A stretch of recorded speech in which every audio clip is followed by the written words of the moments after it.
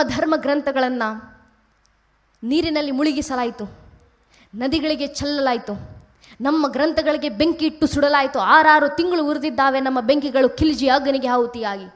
ಆದರೆ ಭಾರತ ಕಟ್ಟಡಗಳನ್ನು ಕಟ್ಟಲಿಲ್ಲ, ಪಿರಮಿಡ್ಗಳ ನಿರ್ಮಾಣವನ್ನು ಮಾಡಲಿಲ್ಲ, ಅಮೃತ ಶಿಲೆಗಳ ಕೆತ್ತನೆಗಳಲ್ಲಿ ಪರಂಪರೆಯನ್ನು ಉಳಿಸಿ ಹೋಗಲಿಲ್ಲ, ಖಡ್ಗದ ಅಂಚಿನಲ್ಲಿ ಸಂಸ್ಕೃತಿಯನ್ನು ಬೆಳೆಸಲಿಲ್ಲ.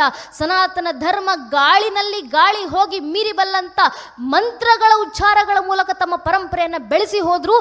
ಕಾಶ್ಮೀರ ಯಾರದ್ದು ಅಂತ ಕೇಳಿದ್ರೆ ಯಾರೋ ಬೇರೆ ಕಡೆಯಿಂದ ಬಂದಂಥ ಸುಲ್ತಾನರು ಆಳಿ ಹೋದಂಥ ಕಾಶ್ಮೀರ ಅಲ್ಲ. ನಮ್ಮದವ್ರ ಬಗ್ಗೆ ಇವತ್ತು ಕಾಶ್ಮೀರ ಅಂದರೆ ಸ್ವರ್ಗ ಅಂತ ಹೇಳ್ತೀವಿ. ಏನಕ್ಕೆ ಸ್ವರ್ಗ ಅಂದರೆ ಅಲ್ಲಿ ಪ್ರವಾಸಿ ತಾಣ ಅಷ್ಟು ಸುಂದರವಾಗಿದೆ, ಅಲ್ಲಿ ಪ್ರಕೃತಿ ಅಷ್ಟು ರಸಭರಿತವಾಗಿದೆ, ಆದ್ದರಿಂದ ಅದು ಸ್ವರ್ಗ ಅಂತ ಹೇಳುವ ಮಟ್ಟಕ್ಕೆ ತಲುಪಿದ್ದೀವಿ ನಾವು. ನಮ್ಮ ದೌರ್ಭಾಗ್ಯ ಇದಾವೆ. Kashmir, we have reduced Kashmir to a tourist place. ನಾವು ಅದನ್ನು ಕೇವಲ ಪ್ರವಾಸಿ ತಾಣ ಅನ್ನೋ ಮಟ್ಟಕ್ಕೆ ಇಳಿಸ್ಬಿಟ್ಟಿದ್ದೀವಿ. ಕಾಶ್ಮೀರ ಪ್ರವಾಸಿ ತಾಣ ಅನ್ನೋದಕ್ಕೆ ಸ್ವರ್ಗ ಅಲ್ಲ. ಕಾಶ್ಮೀರ ಕೇವಲ ತನ್ನ ಪ್ರಕೃತಿ ಸೌಂದರ್ಯಕ್ಕೋಸ್ಕರ ಮಾತ್ರ ಸ್ವರ್ಗ ಅಲ್ಲ. ಕಾಶ್ಮೀರ ಯಾಕೆ ಸ್ವರ್ಗ? ಭಾರತಕ್ಕೆ ಏನಕ್ಕೆ ಕಾಶ್ಮೀರವೇ ಸಿಂಧೂರ ಅಂದರೆ, ಭಾರತ ಅಂದರೆ ಭಾ ಅಂದರೆ ಜ್ಞಾನದ ಸಂಕೇತ. ಆ ಜ್ಞಾನದಲ್ಲಿ ರತಿಸುವಂಥವಳು ಭಾರತಿ, ಜ್ಞಾನದಲ್ಲೇ ರತಿಸುವಂಥ ಭಾರತೀಯ ಜ್ಞಾನವೇ ಸಿಂಧೂರವಾಗಬೇಕು. ಆ ಜ್ಞಾನದ ಸೂರ್ಯಪುಂಜ ಅಂತ ಇದ್ರೆ ಅದು ಕಾಶ್ಮೀರ. ಅದಕ್ಕೆ ಕಾಶ್ಮೀರ ಭಾರತಕ್ಕೆ ಸಿಂಧೂರವಾಗಿ ಬಂತು. ಅದಕ್ಕೆ ಕಾಶ್ಮೀರವನ್ನು ಸ್ವರ್ಗ ಅಂತ ನಾವು ಕೇಳ್ಕೊಂಡ್ವಿ. ಕಾಶ್ಮೀರಕ್ಕೂ ಕರ್ನಾಟಕಕ್ಕೂ ಬಹಳ ನಂಟು. ಪ್ರಥಮ ಬಾರಿಗೆ ನಮ್ಮ ಕರ್ನಾಟಕಕ್ಕೆ ಕಾಶ್ಮೀರದ ಪರಿಚಯವನ್ನು ಮಾಡಿಕೊಟ್ಟಿದ್ದು ಬಿಲ್ಹಣ ಎಂಬ ಋಷಿ ಕವಿ. ಕಾಶ್ಮೀರದಲ್ಲಿದ್ದಂಥ ಪರವಪುರದ ಬಿಲ್ಹಣ, ಪರವಪುರ ಅಂದರೆ ಇಂದಿನ ಆಧುನಿಕ ದಿನದ ಶ್ರೀನಗರದವರು ನಮ್ಮ ಕರ್ನಾಟಕಕ್ಕೆ ಬಂದರು. ನಮ್ಮ ಕರ್ನಾಟಕಕ್ಕೆ ಬಂದಾಗ ಅವರು ಹೋಗಿದ್ದು ಪ್ರಥಮ ಬಾರಿಗೆ ಕಲ್ಯಾಣಕ್ಕೆ, ಬಸವ ಕಲ್ಯಾಣಕ್ಕೆ, ಬಸವೇಶ್ವರರ ನಾಡು, ಬಸವಣ್ಣನವರ ನಾಡು ಬಸವ ಕಲ್ಯಾಣಕ್ಕೆ. ಬಸವ ಕಲ್ಯಾಣದಲ್ಲಿ 6ನೇ ವಿಕ್ರಮಾದಿತ್ಯ, ಚಾಲುಕ್ಯರ 6ನೇ ವಿಕ್ರಮಾದಿತ್ಯದ ಆಸ್ಥಾನದಲ್ಲಿ ಕೆಲಸ ಮಾಡ್ತಿದ್ದಂಥ ಬಿಲ್ಲಣ್ಣರವರು ಒಂದು ಗ್ರಂಥವನ್ನು ಬರೀತಾರೆ, ವಿಕ್ರಮಾದಿತ್ಯ ಚರಿತಂ. ವಿಕ್ರಮಾದಿತ್ಯ ಚರಿತಂನಲ್ಲಿ ಅವರು ಬರೆದುವಂಥ ಮಾತುಗಳು ಕೊನೆಯ ಅಧ್ಯಾಯದಲ್ಲಿ ಅವರು ತಮ್ಮ ಕಾಶ್ಮೀರವನ್ನು ಪರಿಚಯ ಮಾಡಿಕೊಡ್ತಾರೆ ಕನ್ನಡಿಗರಿಗೆ. ನಾನು ಬಂದಂಥ ಜನ್ಮಭೂಮಿ ಇದು, ನನ್ನ ಕರ್ಮಭೂಮಿ ಕರ್ನಾಟಕ, ನನ್ನ ಜನ್ಮಭೂಮಿ ಕಾಶ್ಮೀರ, ಕಾಶ್ಮೀರದ ಪರಿಚಯ ಮಾಡಿಕೊಡ್ತೀವಿ ಅಂತ. ಕಾಶ್ಮೀರದ ಪರಿಚಯ ಮಾಡಿಕೊಡ್ಬೇಕಾದ್ರೆ ಅವರು ಹೇಳ್ತಾರೆ, ಇಡೀ ಕಾಶ್ಮೀರವನ್ನು ಪರಿಚಯಿಸ್ತಾ ಯಾವ ರೀತಿ ನಮ್ಮ ಆಡು ಭಾಷೆ ಪ್ರಕೃತವಾದರೂ ಕೂಡ, ನಮ್ಮ ಮಾತೃಭಾಷೆ ಪ್ರಕೃತವಾದರೂ ಕೂಡ, ಮಕ್ಕಳಿಂದ ಹಿಡಿದು ಹೆಣ್ಣು ಮಕ್ಕಳವರೆಗೆ ಮನೆ ಮನೆಗಳೆಲ್ಲ ಸಂಸ್ಕೃತವನ್ನು ಮಾತಾಡ್ತೀವಿ ನಾವು. ಜಾಯಮಾನಂ ಈ ಭಾಷೆ ಅಷ್ಟು ಪ್ರಭಾವವನ್ನು ಬೀರಿದೆ ಸಂಸ್ಕೃತ. ಕಾಶ್ಮೀರವನ್ನು ವರ್ಣಿಸಬೇಕಂದ್ರೆ ಅವ್ರು ಹೇಳ್ತಾರೆ, ಸರಸ್ವತಿ ವಿಭ್ರಮ ಜನ್ಮಭೂಮಿ.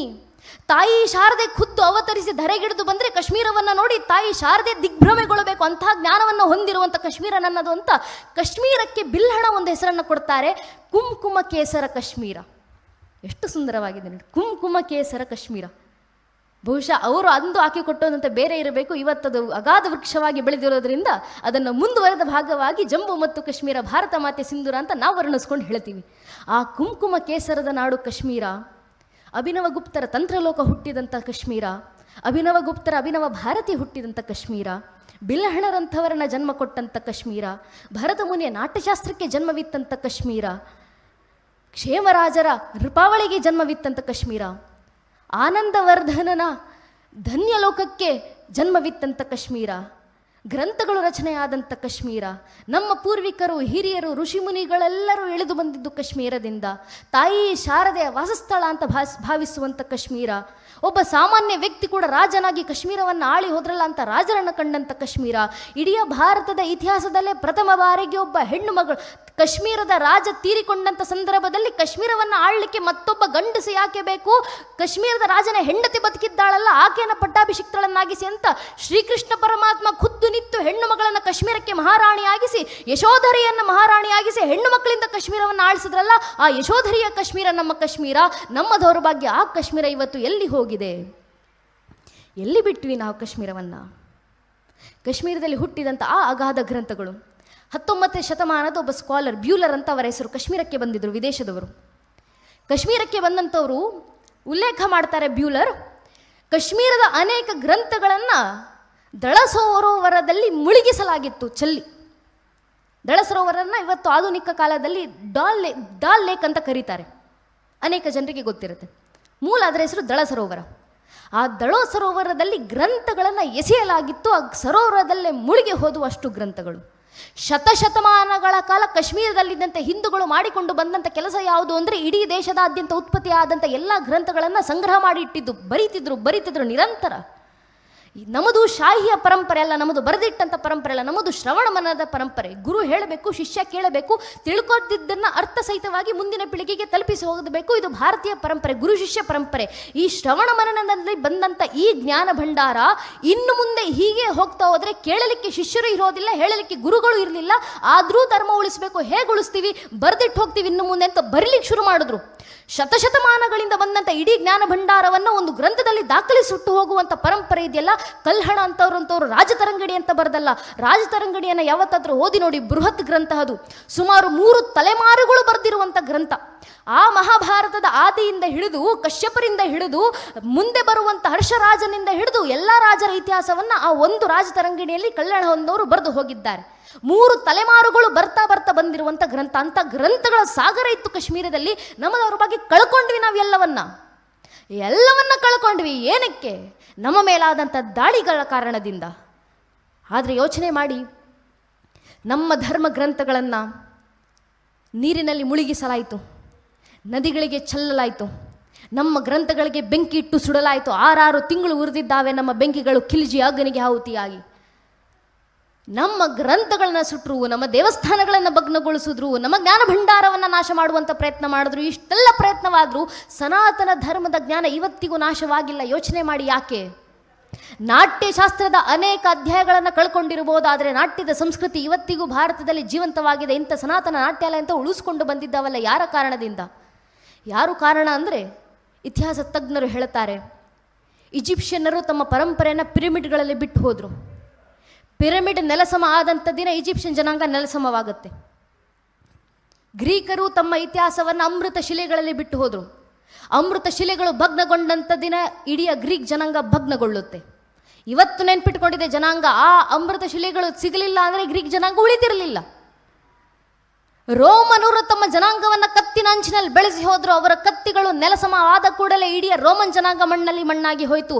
ಆದರೆ ಭಾರತ ಕಟ್ಟಡಗಳನ್ನು ಕಟ್ಟಲಿಲ್ಲ, ಪಿರಮಿಡ್ಗಳ ನಿರ್ಮಾಣವನ್ನು ಮಾಡಲಿಲ್ಲ, ಅಮೃತ ಶಿಲೆಗಳ ಕೆತ್ತನೆಗಳಲ್ಲಿ ಪರಂಪರೆಯನ್ನು ಉಳಿಸಿ ಹೋಗಲಿಲ್ಲ, ಖಡ್ಗದ ಅಂಚಿನಲ್ಲಿ ಸಂಸ್ಕೃತಿಯನ್ನು ಬೆಳೆಸಲಿಲ್ಲ. ಸನಾತನ ಧರ್ಮ ಗಾಳಿನಲ್ಲಿ ಗಾಳಿ ಹೋಗಿ ಮೀರಿಬಲ್ಲಂಥ ಮಂತ್ರಗಳ ಉಚ್ಚಾರಗಳ ಮೂಲಕ ತಮ್ಮ ಪರಂಪರೆಯನ್ನು ಬೆಳೆಸಿ ಹೋದರೂ ಆ ಗಾಳಿ ಕಣದಲ್ಲೂ ಸನಾತನ ಧರ್ಮವನ್ನು, ಸನಾತನ ಪರಂಪರೆ ಉಳಿಸ್ಕೊಂಡು ಬಂದಿದೆ ಅಂತ ಇತಿಹಾಸ ತಜ್ಞರು ಹೇಳುವಂಥ ಮಾತು. ಆ ನಂಬಿಕೆ ಯಾವ ಮಟ್ಟಕ್ಕೆ ಉಳಿಸ್ಕೊಂಡು ಬಂದರೂ ಆ ಪರಂಪರೆಯನ್ನು ನಮ್ಮ ಪೂರ್ವಿಕರು ಯೋಚನೆ ಮಾಡಿ ನೋಡಿ. ಈ ಸನಾತನ ಧರ್ಮ ನಾಶ ಮಾಡಬೇಕು ಅಂತ ಸಾವಿರಾರು ವರ್ಷಗಳ ಪ್ರಯತ್ನಗಳಾದವು. ನಮ್ಮದೊಂದೇ ಅಲ್ಲ ನನ್ನ ನೆಚ್ಚಿನ ಬಂಧುಗಳೇ, ಇತಿಹಾಸವನ್ನು ತಿರುಚಿ ನೋಡಿ ಅರ್ಥ ಆಗುತ್ತೆ. ಆಗಲೇ ಹಿರಿಯರು ಅಣ್ಣವರು ಮಾತಾಡ್ತಿರ್ಬೇಕಾದ್ರೆ ಸ್ಪಷ್ಟವಾಗಿ ಹೇಳಿದ್ರು, ಒಂದು ಪುಸ್ತಕ, ಒಂದು ಪ್ರವಾದಿಯನ್ನು ಇಟ್ಟುಕೊಂಡು ಹೊರಟಂಥವ್ರು ಕಾಲಿಟ್ಟ ಜಾಗದಲ್ಲೆಲ್ಲ ಜನಾಂಗಗಳು ನಾಶವಾಗಿದ್ದಾವೆ. ಕಾಲಿಟ್ಟ ಜಾಗದಲ್ಲೆಲ್ಲ. ಇವತ್ತು ಜಗತ್ತನ್ನು ನೋಡ್ತೀವಲ್ಲ ಅಂತ ಕರೀತಾರೆ. ಪ್ರಾಚೀನ ಕ್ರಿಶ್ಚಿಯನರು ಅಲ್ಲಿದ್ದಂಥವ್ರು ಅಳಿಸಿ ಹೋದರು. ಇವತ್ತು ಯಾರ ದೇಶ ಆಗಿದೆ?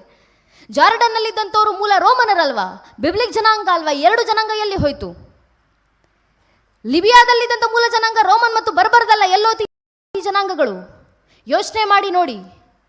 ಜಗತ್ನಲ್ಲಿ ಪ್ರಾಚೀನ ಅಂತ ಕರೆಸ್ಕೊಂಡಂಥ 35 ಜನಾಂಗಗಳು ಅಲ್ಪಾಯುಗಳಾಗಿ ಕಾಲಗರ್ಭ ಸೇರಿದು. ನಮ್ಮ ಕಣ್ಣು ಮುಂದೆ ಕಣ್ಣು ತೆರೆದಂಥ 106 ಮತಬಂಧುಗಳು ಕಣ್ಮರೆಯಾಗಿ ಹೋದವು.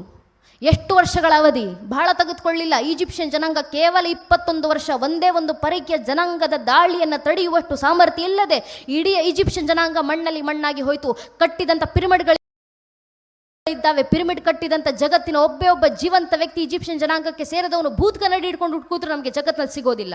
ಅಳಿಸಿ ಹೋದ್ರು ಇವರೆಲ್ಲ. ಗ್ರೀಕರ ಮೈಥಾಲಜಿ ಜೀವಂತವಾಗಿರ್ಬೋದು, ಅದನ್ನು ಕಟ್ಟಿಕೊಟ್ಟಂಥ ಗ್ರೀಕಿನ ಜನಾಂಗದ ಜನ ಎಲ್ಲಿದ್ದಾರೆ ಇವತ್ತು? ರೋಮನರು ಅಳಿಸಿ ಹೋದ್ರು, ಗ್ರೀಕರು ಅಳಿಸಿ ಹೋದ್ರು, ಈಜಿಪ್ಷಿಯನರು ಅಳಿಸಿ ಹೋದ್ರು. ಕವಿಗಳು ಕೇಳ್ತಾರೆ, ಯುನಾನ್ ಮಿಸ್ ರೋಮ ಸಬ್ ಮಿಟ್ಗೆ ಜಹಾಸೆ ಕುಚ್ ಬಾತೆ ಹಸ್ತಿ ಮಿಟ್ತಿ ನೈ ಹಮಾರಿ. 10, 20, 40, 50 ವರ್ಷದ ಒಂದೇ ಒಂದು ಪರಕೀಯ ಜನಾಂಗದ ದಾಳಿಯನ್ನು ತಡೆಯುವಷ್ಟು ಸಾಮರ್ಥ್ಯ ಇಲ್ಲದ ಈ ಪ್ರಾಚೀನ ಜನಾಂಗಗಳೆಲ್ಲ ಇತಿಹಾಸದ ಮುಖಪುಟಗಳಿಂದ ಅಳಿಸಿ ಹೋದ್ರು. ಆದರೆ ನಮ್ಮ ಸನಾತನ ಧರ್ಮದ ಮೇಲೆ 10, 20, 40, 50 ವರ್ಷ ಅಲ್ಲ, 1370ಕ್ಕೂ ಹೆಚ್ಚು ವರ್ಷಗಳ ಕಾಲ ನಿರಂತರ ದಾಳಿ ಆಯಿತು. ಮತ್ತಿಷ್ಟು ವರ್ಷ ನಮ್ಮ ಮೇಲೆ ದಾಳಿ ಮಾಡಿದವರು 1-2 ಪರಕೀಯ ಜನಾಂಗದವರಲ್ಲ, 1000ಕ್ಕೂ ಹೆಚ್ಚು ವರ್ಷ. ಮೊಘಲರು ಬಂದರು, ಅರಬ್ಬರು ಬಂದರು, ಅಫ್ಘನರು ಬಂದರು, ಪೋರ್ಚುಗೀಸರು ಬಂದರು, ಡಚ್ಚರು ಬಂದರು, ಫ್ರೆಂಚರು ಬಂದರು, ಇಂಗ್ಲೀಷರು ಬಂದರು, ಶಕರು ಬಂದರು, ಹೂಣರು ಬಂದರು. ಇವರೆಲ್ಲರೂ ಬಂದು ನಮ್ಮ ಮೇಲೆ ದಾಳಿ ಮಾಡಿದ ನಂತರವೂ 1000 ವರ್ಷದ ನಿರಂತರ ದಾಳಿಯನ್ನು ಸೆಳೆದು ನಿಂತು ಇವತ್ತಿಗೂ ಜಗತ್ತಿನಲ್ಲಿ ಸನಾತನ ಹಿಂದೂ ಧರ್ಮವಾಗಿ ಜೀವಂತವಾಗಿದೆ. 100 ಕೋಟಿ ಹಿಂದೂಗಳು ಜಗತ್ತಿನಲ್ಲಿ ಇವತ್ತಿಗೂ ಬದುಕ್ತಿದ್ದೀವಿ. ಮನೆಗಳಲ್ಲೂ ಧರ್ಮಾಚರಣೆ ಮಾಡ್ತೀವಿ. ಭರತನಾಟ್ಯದ ಕಲೆಗಳು ಬೆಳೀತಾ ಇದ್ದಾವೆ. ಯಾರ ಕಾರಣದಿಂದ? ನಮ್ಮ ಪೂರ್ವಿಕರು ತೋರಿದಂತ ಗುಜರಾತಿನವರೆಗೂ ಹೋಗಿ ಯುದ್ಧವನ್ನ ಮಾಡಿದರು. ಇಡೀ ದೇಶದಲ್ಲಿ ಮೊಘಲರ ದಾಳಿಯಿಂದ ಸನಾತನ ಹಿಂದೂ ಧರ್ಮ ತತ್ತರಿಸಿ ಹೋಗ್ತಿದೆ, ಸನಾತನ ಹಿಂದೂ ಧರ್ಮ ಪತನಗೊಳ್ಳಿದೆ ಅನ್ನೋ ಪರಿಸ್ಥಿತಿ ಬಂದಾಗ ಭಾರತ ದೇಶದಲ್ಲಿ ಮತ್ತೊಮ್ಮೆ ಹಿಂದೂ ಪುನರುತ್ಥಾನ ಆಗಬೇಕು ಅಂತ ಸಂಕಲ್ಪ ಮಾಡಿ ಕನ್ನಡದ ನೆಲದಿಂದ, ಕನ್ನಡದ ಮಂತ್ರಶಕ್ತಿಯಿಂದ ಹೊರಟಂತ ವಿದ್ಯಾರಣ್ಯರ ವಿಜಯನಗರ ಸಾಮ್ರಾಜ್ಯದ ಹಕ್ಕರಾಯ ಬುಕ್ಕರಾಯರಂತವರು ಬಂದು ಮತ್ತೊಮ್ಮೆ ಸನಾತನ ಹಿಂದೂ ಧರ್ಮದ ಪ್ರತಿಷ್ಠಾಪನೆಯನ್ನ ಮಾಡಿದ್ರು. ಅದಕ್ಕೂ ಹಿಂದೆ 3ನೇ ವೀರ ಬಲ್ಲಾಳರು ಕರ್ನಾಟಕದಿಂದ ತಮಿಳುನಾಡಿನ ಹೊರಗೆ ಹೋಗಿ ತಮಿಳುನಾಡಿನ ತಿರುವಣ್ಣಮಲೆಯಲ್ಲಿ ಕೂತು ಅಲ್ಲಿನ ಸಮಸ್ತ ಸಾಮಂತರಾಜರನ್ನು ಕೂರಿಸಿಕೊಂಡು ಇದು ನಮ್ಮ ಗಡಿ ವಿಚಾರ ಅಲ್ಲಪ್ಪ, ದೇಶಕ್ಕೆ ಕುತ್ತು ಬಂದಿದೆ, ಧರ್ಮಕ್ಕೆ ಸಮಸ್ಯೆ ಬಂದಿದೆ, ನಮ್ಮ ದೇವಸ್ಥಾನಗಳ ಭಗ್ನಗೊಳ್ಳುತ್ತಿದ್ದಾವೆ, ನಮ್ಮ ದೇವಸ್ಥಾನ ಕಾಪಾಡಿಕೊಳ್ಳಬೇಕು, ಸನಾತನ ಪರಂಪರೆ ಕಾಪಾಡಿಕೊಳ್ಳಬೇಕು, ದೇವಸ್ಥಾನದಲ್ಲಿ ಕೂತು ಭಗವಂತನ ಸ್ತೋತ್ರವನ್ನ ಮಾಡಬೇಕಾದಂತವರು ಮೊಘಲರ ಆಸ್ಥಾನದಲ್ಲಿ ಕೂತ್ಕೊಂಡು ಅವರಿಗೆ ಗುಣಗಾನ ಮಾಡ್ತಿದ್ದಾರೆ. ಹೀಗೆ ಬೆಳೀತಾ ಹೋದ್ರೆ ನಮ್ಮ ಸಂಸ್ಕೃತಿಯನ್ನ ಇನ್ನು ಯಾರು ಉಳಿಸಬೇಕು? ಈಗ ಸಜ್ಜಾಗಿ ಬನ್ನಿ ಧರ್ಮ ರಕ್ಷಣೆಗಂತ ಕನ್ನಡದ ರಾಜ 3ನೇ ವೀರಬಲ್ಲಾಳ ತಮಿಳುನಾಡಿನ ಹೊರಗೆ ಹೋಗಿ ಅಲ್ಲಿನ ರಾಜರನ್ನ ಒಗ್ಗಟ್ಟನ್ನ ಮಾಡಿ ತನ್ನ ಜೀವನದ ಕೊನೆ ಕ್ಷಣದವರೆಗೂ ಹೋರಾಟವನ್ನ ಮಾಡಿ ತನ್ನ ಹೋರಾಟ ಮುಂದುವರಿಸಿ ಕುಮಾರ ಕಂಪಿಲರನ್ನವರು ಮತ್ತೆ ಎದ್ದು ಬಂದು ಆ ಕುಮಾರ ಕಂಪಿಲನ ಜೊತೆಗೆ ತನ್ನ ಹೆಂಡತಿ ಗಂಗಾಂಬಿಕೆ ಆನೆಯ ಮೇಲೆ ಕೂತು ಯುದ್ಧವನ್ನ ಮಾಡುವಂತ ಸಂದರ್ಭದಲ್ಲಿ ಇಡೀ ಹಿಂದೂ ಪರಾಕ್ರಮದ ಯುದ್ಧವನ್ನ ದಾಖಲು ಮಾಡಿ ಇಡೀ ಜಗತ್ತಿನಲ್ಲಿ ಬರೆದು ಹೋದಂತ ಜಗತ್ತಿನ ಪ್ರಥಮ ವಾರ್ ರಿಪೋರ್ಟ್ ಅನ್ನ ಮಧುರ ವಿಜಯವನ್ನ ಬರೆದು ಕೊಟ್ಟು ಹೋದ್ರಲ್ಲ. ಇದು ನಮ್ಮ ಸನಾತನ ಪರಂಪರೆಯನ್ನು ಉಳಿಸಿಕೊಳ್ಳಲಿಕ್ಕೆ, ಭಾರತದ ರಕ್ಷಣೆ ಮಾಡಲಿಕ್ಕೆ ನಮ್ಮ ಪೂರ್ವಿಕರು ತೊಟ್ಟಂತ ಸಂಕಲ್ಪಗಳು, ಪರಿಶ್ರಮಗಳು, ಶ್ರಮಗಳು. ಈ ಪ್ರಭಾವದಿಂದ ಉಳಿದುಕೊಂಡು ಬಂದಿರುವಂಥ ಧರ್ಮ ತಾಯಿ ಭಾರತೀಯ ಸಿಂಧೂರ ಅಜರಾಮರವಾಗಿ ಉಳಿಯುತ್ತೆ. ಏನಕ್ಕೆ? ತಾಯಿ ಭಾರತೀಯ ಸಿಂಧೂರ ಅವಿನಾಶಿನಿ, ಅದನ್ನು ನಾಶ ಮಾಡಲಿಕ್ಕೆ ಯಾರಿಂದಲೂ ಸಾಧ್ಯ ಇಲ್ಲ. ಕಾರಣ ಅದರ ರಕ್ಷಣೆಗೆ ಭಾರತೀಯರು ನಿಂತಿದ್ದೀವಿ. ಇದು ಒಂದು ಕಾಲದಲ್ಲಿ ಬಿಪಿನ್ ಚಂದ್ರ ಚಟರ್ಜಿ ಅವರು ಕೊಟ್ಟು ಹೋದಂಥ ಪ್ರೇರಣೆ. ಬ್ರಿಟಿಷರ ದಾಳಿಗಳಿಂದ ತಾಯಿ ಭಾರತಿ ಸರಪಳಿಗಳಲ್ಲಿ ಬಂಧಿತವಾಗಿ ನಿಂತಿರುವಂಥ ದೃಶ್ಯ ಬಿಪಿನ್ ಚಂದ್ರ ಚಟರ್ಜಿ ಅವರ ಕಣ್ಣು ಮುಂದೆ ಬಂತು. ಬಿಪಿನ್ ಚಂದ್ರ ಚಟರ್ಜಿ ಅವರ ಕಣ್ಣುಗಳಲ್ಲಿ ಧಾರಾಕಾರವಾದಂಥ ಕಣ್ಣೀರು. ನೋಡ್ತಾರೆ ತಾಯಿ ಭಾರತೀಯ ದೃಶ್ಯ. ತಾಯಿ ಭಾರತಿ ಸೆರಗು ಜಗತ್ತಿಗೆ ಆಶ್ರಯವನ್ನು ನೀಡಿದಂಥ ಮಾತೃ ಸ್ವರೂಪಿ.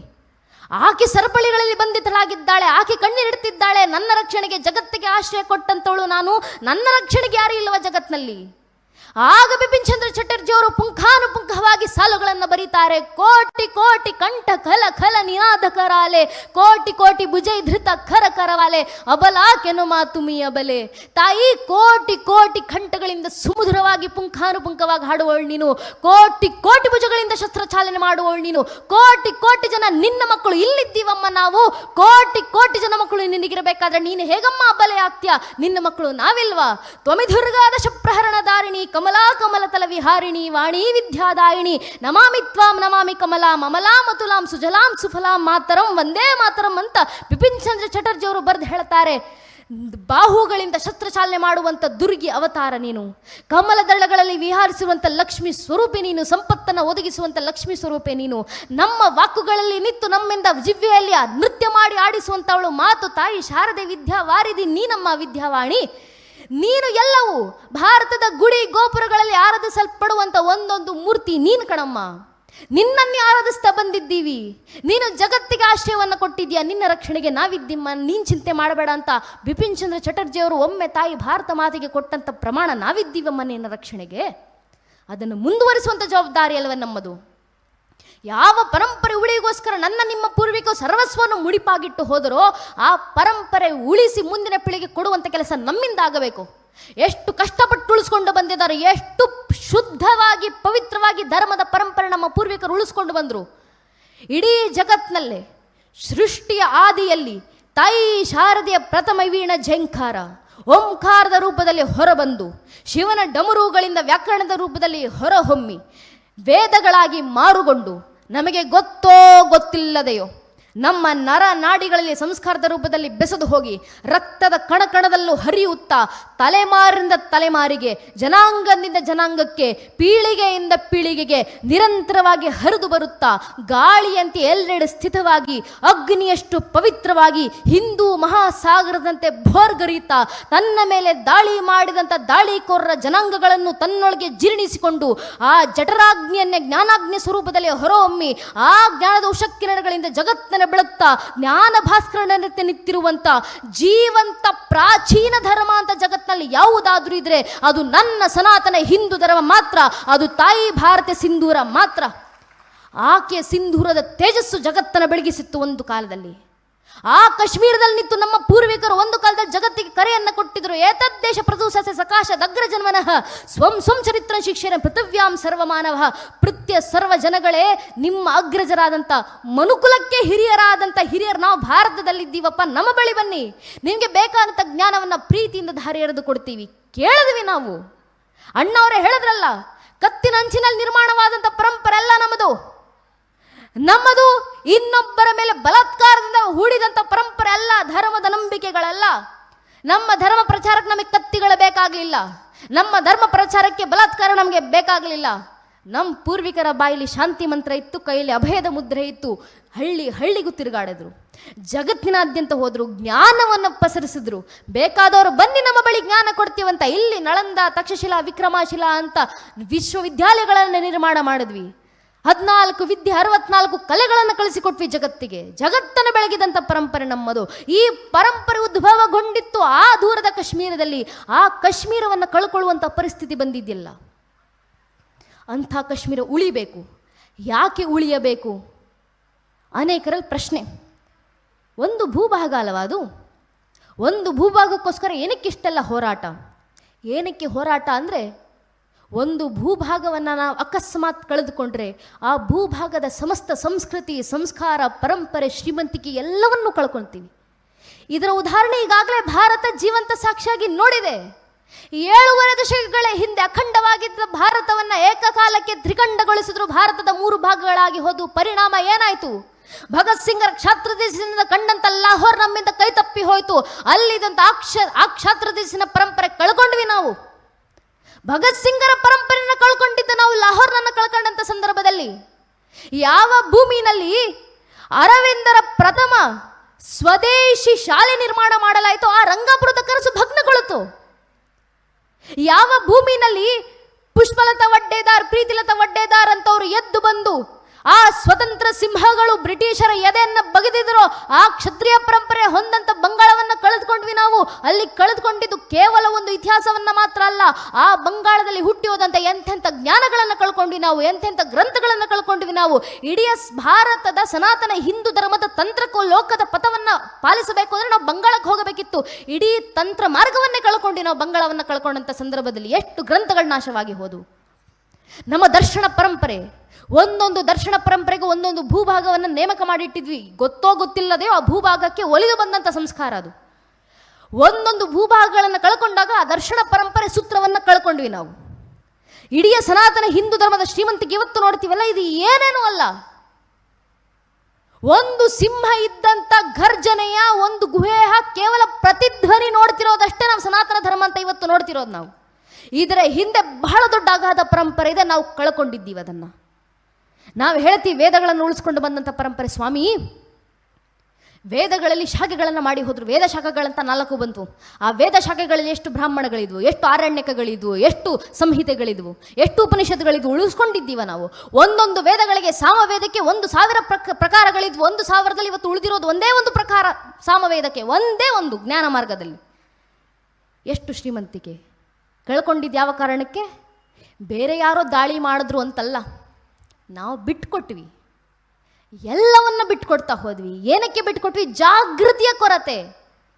ಇಷ್ಟು ವರ್ಷ ಉಳಿಸ್ಕೊಂಡು ಬಂದಿರುವಂಥ, ಈಗ ಉಳಿದಿರುವಂಥ ಧರ್ಮವನ್ನಾದರೂ ಉಳಿಸಿ ಮುಂದಿನ ಪೀಳಿಗೆ ಕೊಡಬೇಕಂದ್ರೆ ಇರೋದು ಒಂದೇ ಒಂದು ಮಾರ್ಗ, ಅದು ಜಾಗೃತಿ. ಜಾಗೃತರಾಗಿ ಬನ್ನಿ ಹಿಂದೂಗಳು. ಹೇಗೆ ಜಾಗೃತರಾಗ್ತಿ ಬರ್ತೀರಾ? ಜಾಗೃತರಾಗೋದಂದ್ರೇನು? ಒಗ್ಗಟ್ಟಾಗೋದು, ಸಂಘಟಿತ ಬಲ. ಇದು ನನ್ನ ಮಾತಲ್ಲ, ಭಗವದ್ಗೀತೆ 4ನೇ ಅಧ್ಯಾಯದ 7ನೇ ಶ್ಲೋಕದಲ್ಲಿ ಶ್ರೀಕೃಷ್ಣ ಪರಮಾತ್ಮ ಕೊಟ್ಟಂತ ಕರೆ, ಯದಾ ಯದಾ ಈ ಧರ್ಮಸ್ಯ ಗ್ಲಾನಿರ್ಭವತಿ ಭಾರತ ಅಭ್ಯುತ್ಥಾನಮ ಧರ್ಮಸ್ಯ ತದಾತ್ಮಾರ್ಜಾಮ್ಯಹಂ ಪರಿತ್ರಾಣಯ ಸಾಧು ವಿನಾಶ ದುಷ್ಕೃತ ಧರ್ಮ ಸಂಸ್ಥಾಪನಾತಾಯ ಸಂಭವಾಮಿ ಯುಗೆ ಯುಗೆ, ಯುಗ ಯುಗಕ್ಕೂ ಧರ್ಮ ರಕ್ಷಣೆ ಮಾಡ್ಲಿಕ್ಕೆ ನಾನು ಅವತರಿಸಿ ಬರ್ತೀನಿ. ಆದರೆ ಕಲಿಯುಗದಲ್ಲಿ ಧರ್ಮ ರಕ್ಷಣೆಗೆ ಯಾವ ಅವತಾರ? ಕೃಷ್ಣ ಹೇಳ್ತಾರೆ ಕಲಿಯುಗದ ಅಂತ್ಯದಲ್ಲಿ ಕಲಿಕೆ ಅವತಾರ. ಆದರೆ ಕಲಿಯುಗ ನಡೀತಾ ಇರಬೇಕಾದ್ರೆ ಕಲಿಯುಗದೊಳಗೆ ದೇಶ ಧರ್ಮ ರಕ್ಷಣೆಗಿರೋದು ಒಂದೇ ಒಂದು ಅವತಾರ, ಅದು ಸಂಘ ಶಕ್ತಿ ಕಲಿಯುಗೆ. ಸಂಘಟಿತ ಬಲದಿಂದ ಮಾತ್ರ ಕಲಿಯುಗದಲ್ಲಿ ಧರ್ಮ ರಕ್ಷಣೆ ಆಗೋದು. ಆದ್ರಿಂದ ಸಂಘಟಿತರಾಗಿ ಬನ್ನಿ. ಸಂಘಟಿತರಾಗಿ ಬರೋದಂದ್ರೆ ನಮ್ಮಲ್ಲಿರುವಂಥ ಒಡುಕು ತೊಡಕುಗಳನ್ನು ಮೀರಿ ಸಮಾಜ ಸಂಘಟನೆಗೊಳ್ಳೋದು. ನಮ್ಮ ದೌರ್ಭಾಗ್ಯ ಎಷ್ಟು ಮಾತ್ರ ಸಂಘಟಿತ ಬಲ ಹಿಂದೂ ಸಮಾಜದಲ್ಲಿದೆ ಅಂತ ಯೋಚನೆ ಮಾಡಿ ನೋಡಿ. ಹೇಳ್ಕೊಳ್ಳಿಕ್ಕಿದ್ದೀವಿ ನಾವು. ಜಗತ್ನಲ್ಲಿ 100 ಕೋಟಿ ಜನ ಹಿಂದೂಗಳ ಜನಸಂಖ್ಯೆ.